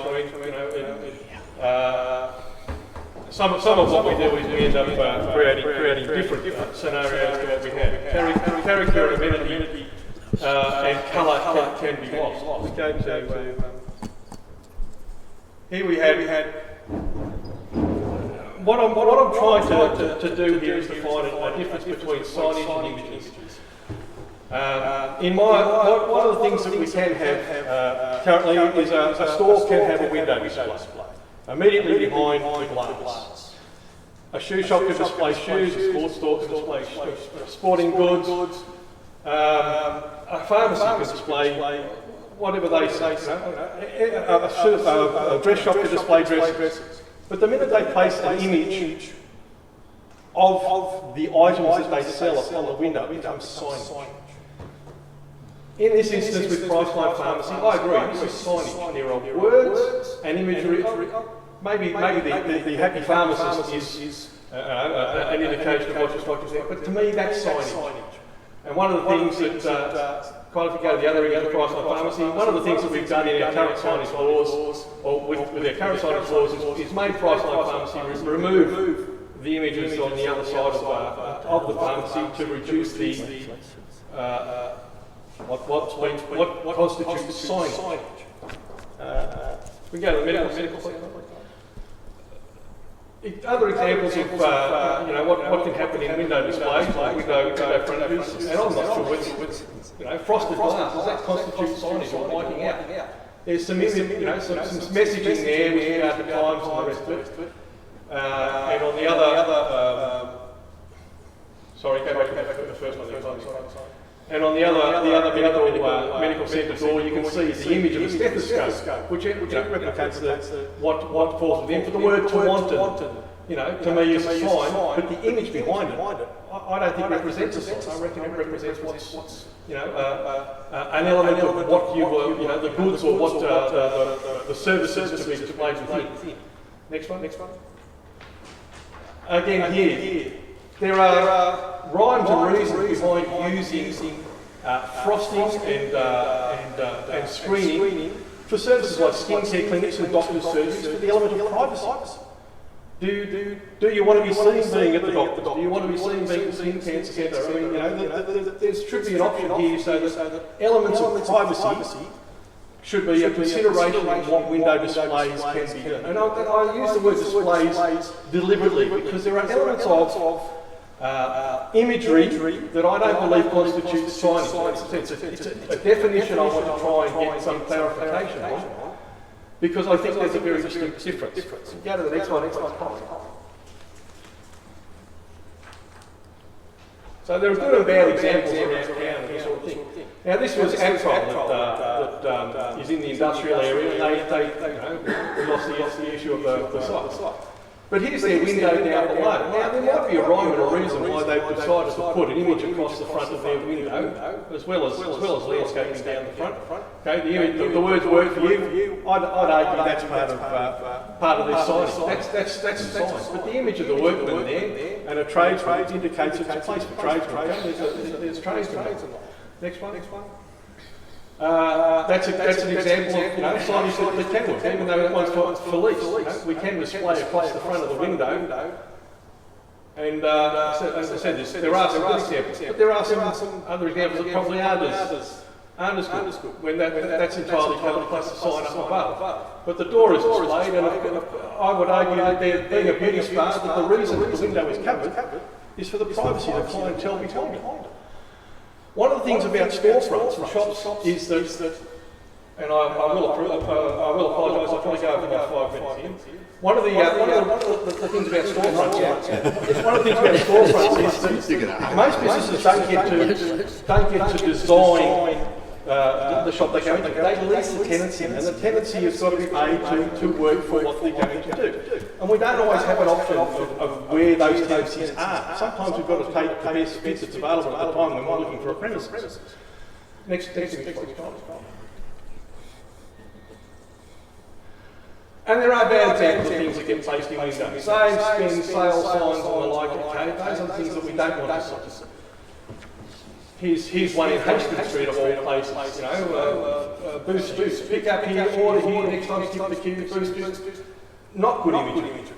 Here's one that actually complies with our current signage laws, and I'd argue that the imagery there with regard to grooming and only 50% coverage of the window is a good look. Councillor, you now have chewed up. There's an element of subjectivity. I said if I may indulge with the you happy? Yeah, I'll see. Continue with the slideshow. Just a few more slides to reiterate the element of what I'm not that I ask for all the time, so I can't argue. Thank you. A dental clinic. Again, imagery on the front to offer some screening for the clientele behind. Music at Noosa, and this is one that I use as the example. The images are of instruments that would be sold within the premises. I'd argue the word Yamaha and living music is signage. But the images could be replicated by instruments in the window. So an instrument, just stay on that. An instrument is an instrument, whether it's on the window or behind the window, as far as I can see, and I'm concerned. The doors are free. Okay, it actually doesn't comply with our current signage laws because there's more than 50% of the window covered. However, there's a rhyme and reason here again. So privacy is one reason. This tenancy faces west, and the sun beats in. If instruments were placed in the window, the instruments would fade and be damaged over time. They'd be no good to the business. So I think there are. And on social media, this is one that many in the community turned around and said, well, we don't agree with council on this one. We don't see anything wrong with what the business is doing in displaying instruments on its window. They could place instruments behind the window. What's the difference? I think I said that. Okay. Surf shop displaying surf imagery. No, enough. Sorry. No, your time's up. Sorry, we can't go on. All right, gone over 7 minutes. For me, I think there's an opportunity here to at least allow businesses to display their wares in a way that means that allows them either privacy or sun restriction, sun protection for their instruments. And so I would argue that the glazed area should be allowed to be utilised for imagery of products which is not considered a sign. Thank you. I'm not sure why Councillor Jerusalem just said what he said, because that's not what his amendment says. His amendment says he wants to move the sign requirement to enable coverage of the glazed area of the building to exceed 50%, allowing up to 100% of the glazed area, which may include LCD digital display screens and other window display excluding doors and entry, which must remain transparent. There's nothing about whether it's a sign or an image. It just says he wants to double it, so all the windows, upstairs, downstairs, want to be covered down. I've asked for a couple of reasons to do a quick GIS exercise to work out how many properties are likely to have signs on them. So under the draft new Noosa plan, properties with a zone likely to have advertising signs account for 2,881 lots. Now, I'm thinking what 2,881 lots with 100% of their glass covered with an LCD display looks like. And I know what it is. It's Surface Paradise. And Noosa brand is, if you want Tinseltown by the sea, you go to Surface Paradise. If you want the opposite, you come to Noosa. So what does? Just let's be generous and say, no, not all businesses will do 100%, but there'll be no way to stop them because under local law it's yes or no. What if they just did one of their normal 10-foot by 10-foot shop windows? 10 square metres. That would result in saying what this motion would allow is 28,810 square metres of illuminated signage in our commercial industrial area. So that's equivalent to a 1 metre high TV for 28.8 kilometres. Is that Noosa brand? This is a ridiculous amendment, I can't stand I've got a question, Mr. Stuff. You've said in the report that changing local laws with respect to window size and coverage will require changes to the proposed Noosa plan. Can you expand on that? Yeah, sure. There's two aspects to window signage. So our Noosa plan requirement is that 50% of the frontage of properties is to be glazed, so that we don't get black walls fronting properties. So there is at least 50% of properties that front main streets or retail environments is glazed. There is then the allowance in the local law that 50% of that glazed area can be used for signage. Councillor Rufous' amendment goes to the heart of potentially both of those issues. So we have said that in the report that if there are changes to the glazed area and what's allowed in the glazed area, that there could be changes also applied to the Noosa plan. It will depend on whether that lands, Councillor Wellington, but we have raised that because the issue of... And I do apologise, I should have raised that other point as well.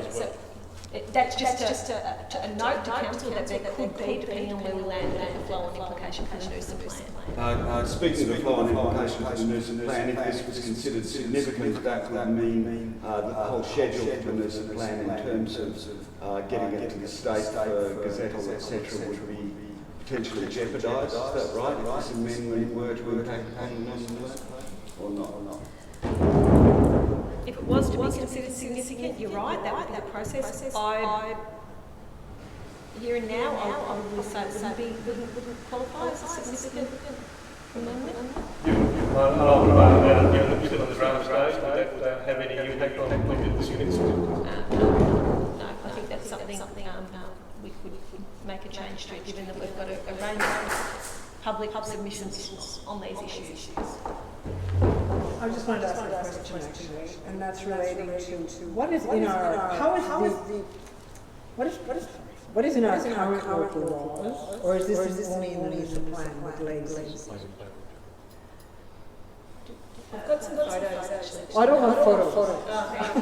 What's the allowance for use of signage in windows and glazes? That's now, in current. And is there a change in the proposal? It's the same. Okay. All right. Changing the current allowable 50% coverage of the glazed part of the building means discarding a long-standing tradition and position of the Noosa Council to maintain active street frontages, as the staff attempted to explain.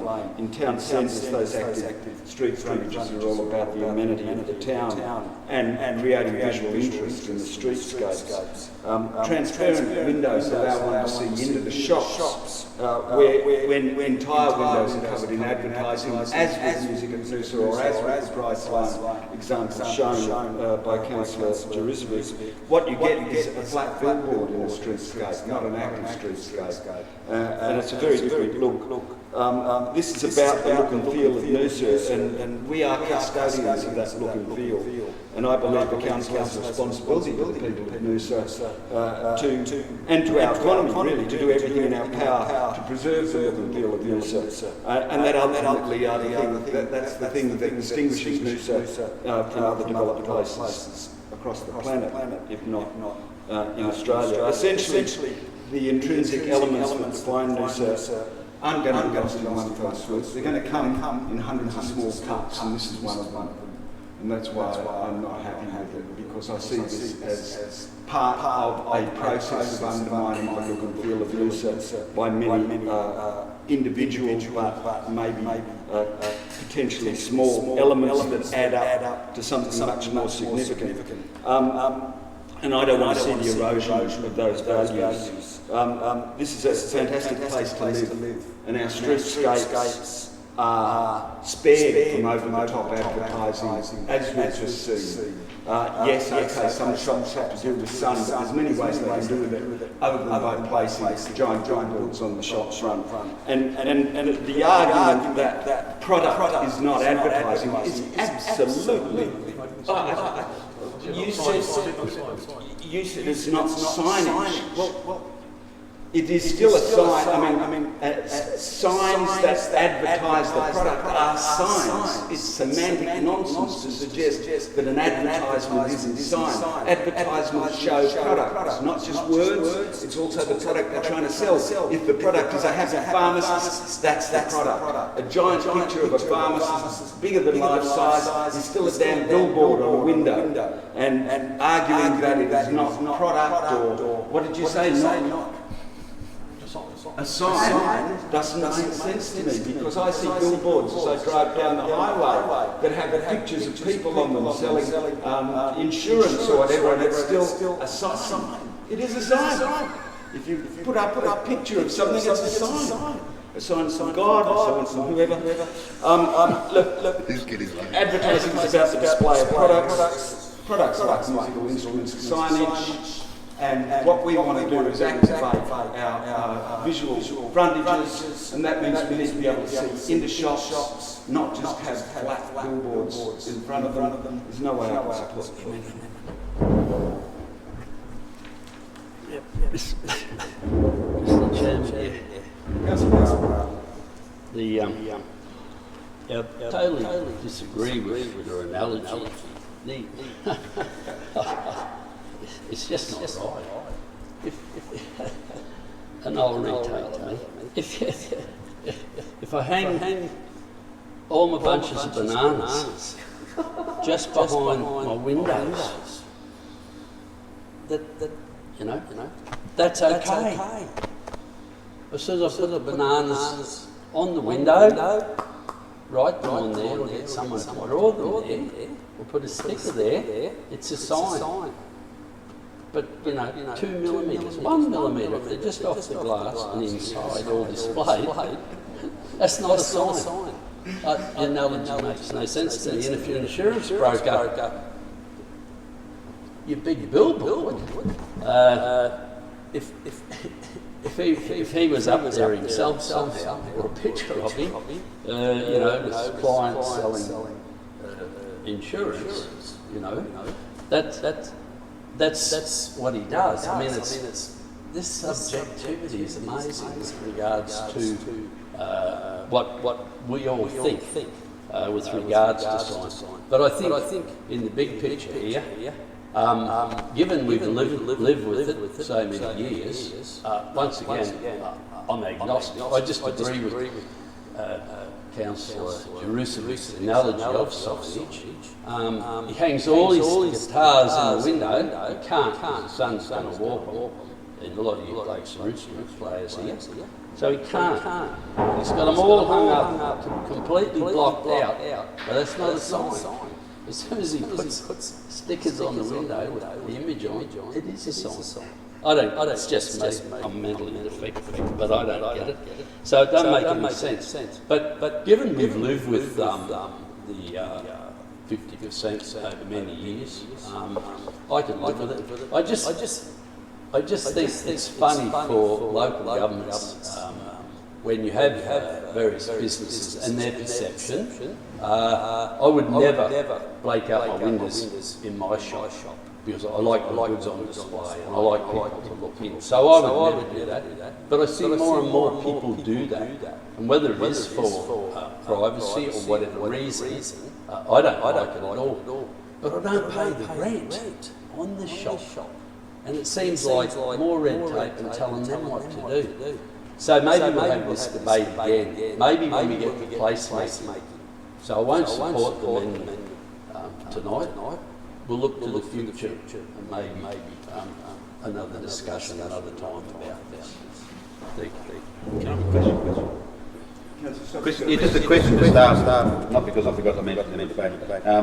We did mention Priceline Pharmacy having to chop back after being audited, they were removed 50%. And I believe Toywell, Noosaville and Accounting Services Noosaville have also reduced their signage, but they reported something that is counter to the Facebook stream that Councillor Rufous was quoting in terms of the music producer. And what was the response in terms of business by reducing that signage on their glazing?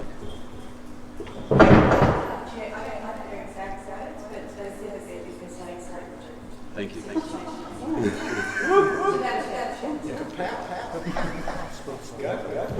Look, as Councillor Carter said, it's in the standard.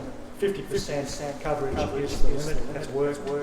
I don't understand, given our commitment to maintaining the Noosa look and feel, I don't understand the push at the first opportunity to double the signage or increase the amount of signage allowable during this exercise. It's contrary to what we're trying to achieve. 50% still allows the business an opportunity to advertise their wares. I could not grasp the argument that was made that there's an instrument behind a window or a photograph of an instrument on the window. What's the difference? Well, the difference is you can play one of them, the other hand you can't. It's a question of one is a sign, and one is the real thing, and where this is all about managing signage. Look, I can't see that. Thank you. Councillor Jackson. You haven't spoken. Are you interested in doing so? Stay a tiny little bit. I think I'm already sufficiently satisfied with the 50%.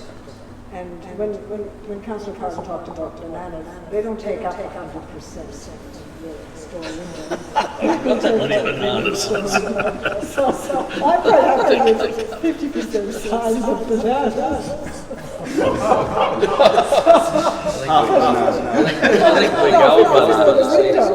Yeah, I'm quite satisfied with what's proposed. Okay. I'll put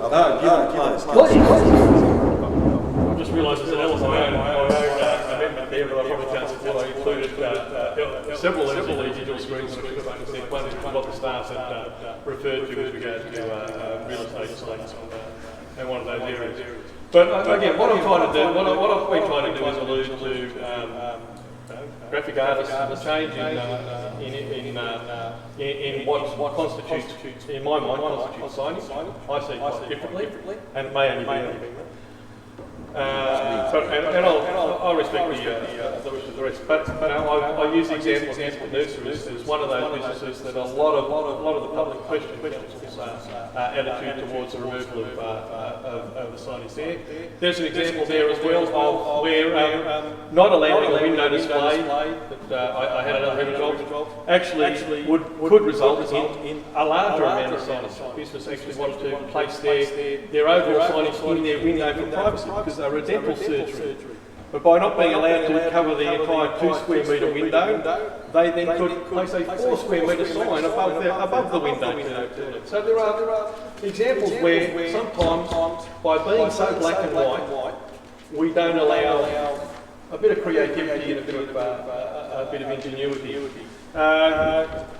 Councillor Wellington spoke about visual interest. I think some of that imagery does create visual interest. I think if it's done well, it can create visual interest. I think by restricting some of the things, we can create some pretty boring scenes. And again, I alluded to the removal of the signage above the Tewantin News Agency in Tewantin as having detracted from some of the characters to try and retain that. I mean, it was a character and an element that's been a long-standing element within the Tewantin community to be removed. So sometimes some of the things that we do may detract rather than enhance. I mean, business.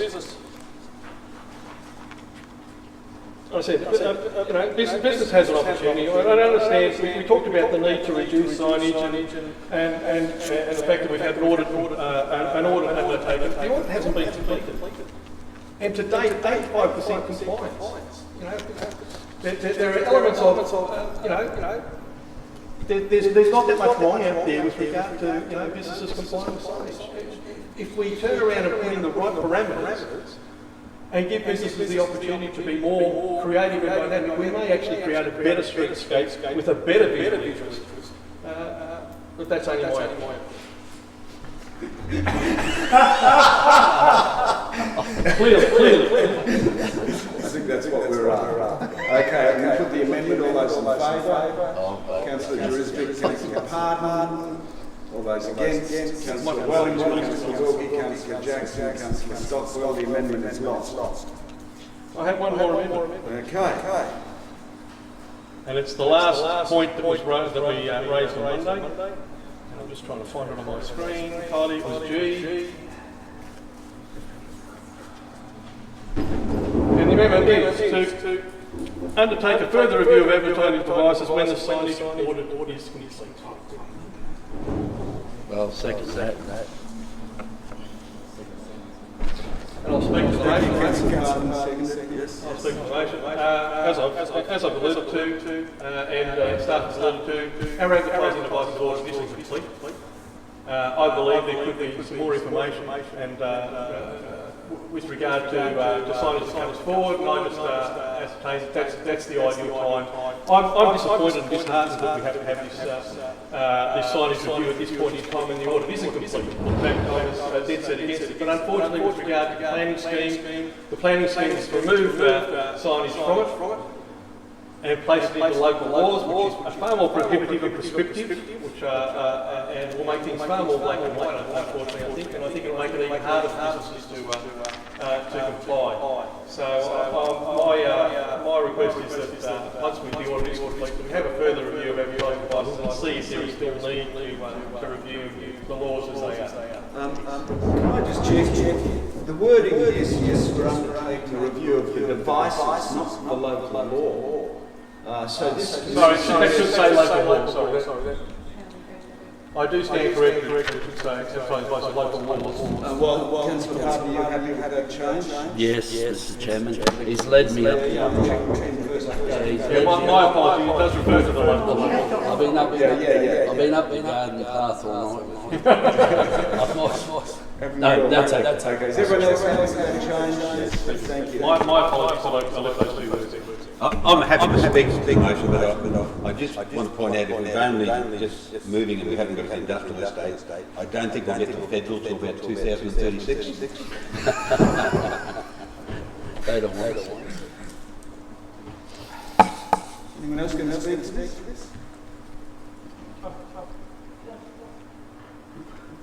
Question. It was said that there's a high level of compliance discovered through the audit. How far through the audit are we? Is it just the how far through the audit are we? What level of percentage of compliance has been noticed? We are we're probably only about 50% through the audit, maybe 60%. We have the industrial area that's substantial, still to go. And we do have around 80% compliance. We are finding that just through the first process of auditing, which is actually going out to places to explain to people what their requirements are and looking at what they've got. Lots of people are self-compliant and they weren't compliant. So we're taking that into account, that's part of the 82% compliance. There's only a small portion that we're moving to actually work with a number of businesses over a period of time to help them comply or give them transition time to comply. But there's still a fair amount. We haven't done hinterland, and we also have some industrial space. We haven't yet finished this commercial area. So if I had to estimate, somewhere maybe 50-60%. I have another question relating to this. I'm supportive of Councillor Jerusalem. You're speaking to the motion, so be careful. You ask your question. Don't say whether you're supportive or not. Okay. I was trying to. The wording implies that the review would be completed at the end of the audit. But the audit currently, which is ongoing until we have a new local law, is based in the old local law. and the old wording in the Noosa plan. If we are to review, is this wording sufficient to imply the review will also be, because the audit won't have been of the new local law. And yet, that's what I'm trying to check. Is wording going to sufficiently allow us to give us the authority to review and the ability to review, given that the old audit is going to be out of date? Can I suggest alternative wording? As long as you don't move it, that's fine. The original wording was given to me by staff, so I think any further review or suggestion by staff to word this more correctly or more adequately. I think if it says to undertake a review of how council regulates advertising devices once the signage audit is complete, encapsulates the bits that gives us a bit more wider scope around the outcomes of the audit. If once the local law's in place, the scope of our audit changes. Because we'll be the law of the day. We'll be auditing against the law of the day. So I don't think the intent has changed. It has, if you're happy with it. I'm happy. That was the intent. Very cool. Is everyone happy with that? I like it better. Yeah, it is better. Okay, so again, all being used. Councillor Noosa and using the stock closing. I'm happy that we review how we regulate devices. I wasn't happy previously because the suggestion was that as soon as the audit was complete, we're going to go back and review our entire local laws again, which didn't thrill me, particularly as it won't be us, it'll be the next council. And we're making an imposition even still on the incoming council here. But if it's simply to review how we regulate advertising devices, and that's all about resourcing and staffing, etc., I don't have a problem with that. So thank you. I need to understand better the wording in that case, because Councillor Wellington has now implied this is not a further review to see whether we should be having a look at our local law, but rather than it's just about the methodology of regulating. So I would suggest that once we finish the audit, we'll be reporting to council on the outcomes of the audit, the levels of compliance, the range of issues that have been discovered through the audit, how the current regulation is working, what are some of the issues we're finding with the current regulation, what are the resource implications, how we're managing, and all of that as a package would be part of that from my perspective. So it could even be an outcome that we need to change something. Yes, absolutely. Council can do it any time. Sufficient. Anyone else wish to speak to it? Care to close? No, I need to say that I think the wording, thank you for the change, I think the wording better reflects the intent that the... Okay, I'll put the amendment. All those in favour? That's unanimous. The amendment becomes part of the motion. We finally got back to the original motion. The only speaker's been Frank Wilkie. Does anyone else wish to speak to the motion? Councillor Jackson. Well, the first thing I really would like to say, for those of you who were not in the General Committee, is that I really appreciate the work that's been done by staff in receiving so much feedback from the community and making quite a lot of amendments to respond in response to community feedback. And of course, what we're dealing with today is not the first proposed draft, is the second proposed draft as a result of all that feedback. And I'm not going to read all the changes, because that's what your motion does. It outlines all the different things that have been changed in the draft. And I won't read that out loud now, but I'm really positively happy with that, and I'm happy to endorse that going to further public consultation. Just to check something, question. We are going out with the whole local law for public consultation again. Is that correct? Not just the changes. That's correct. So it will be all those changes incorporated. Yeah. And then they can get feedback. Yeah. So people can give feedback even about things that are not part of the change. Yes. Everything. Yeah, full. So, I mean, there are some bits, and I imagine I'm not alone, there are some things I'm not totally satisfied with at the moment. And I'm going to wait to see what people have to say about the local law. I'm really interested in getting that feedback. I'm a little bit uncomfortable with the tenancy, subtenancy thing, because I think those are small businesses of their own. And I'd like to hear more about that. I'm looking forward to understanding better Councillor Stockwell's amendment about foreshore and beaches and things. So look forward to that, but I appreciate the responsiveness of what you're proposing. Anyone else wish to speak to the motion?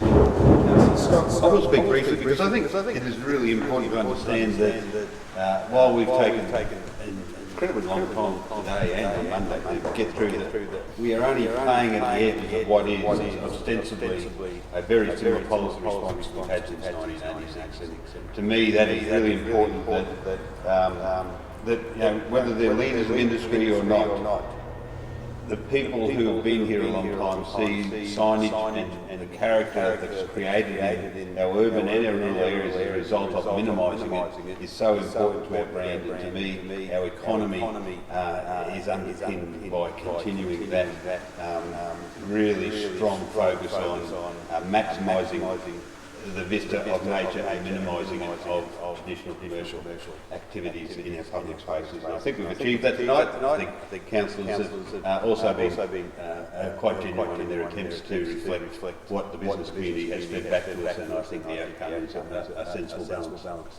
Thank you, Councillor. Councillor Jerizovic? Yeah, look, I apologise, I wasn't here with the first draft and at the meeting, so that I could have put some of these options, these opportunities to discuss some of these changes. But the draft went out to the community had its say. The community were pretty vehement with regards to some of the things that have been proposed. As a result of that, significant changes being made here, and this is the second draft. So as it's going out to community for consultation, I await the community's feedback on the proposed changes and see where we go from there. Thank you, Councillor. Anyone else going to speak? I just remind everyone that the Noosa design principles state that advertising signage should fit with the local character. Principles also state that we need to be sympathetic to Noosa's history by incorporating aesthetic elements into the design of our streetscapes. And furthermore, that design is a language and a powerful form of communication. People can be engaged through subtle design elements. And I therefore commend my councillors for their efforts to do their very best by the Noosa Shire in terms of this very prickly and difficult issue where there are almost as many opinions as there are residents, and what we're trying to do is seek the ideal outcome that is responsive to the history of the Shire, but is also in the best interests of both resident amenity and business opportunities. So thank you all.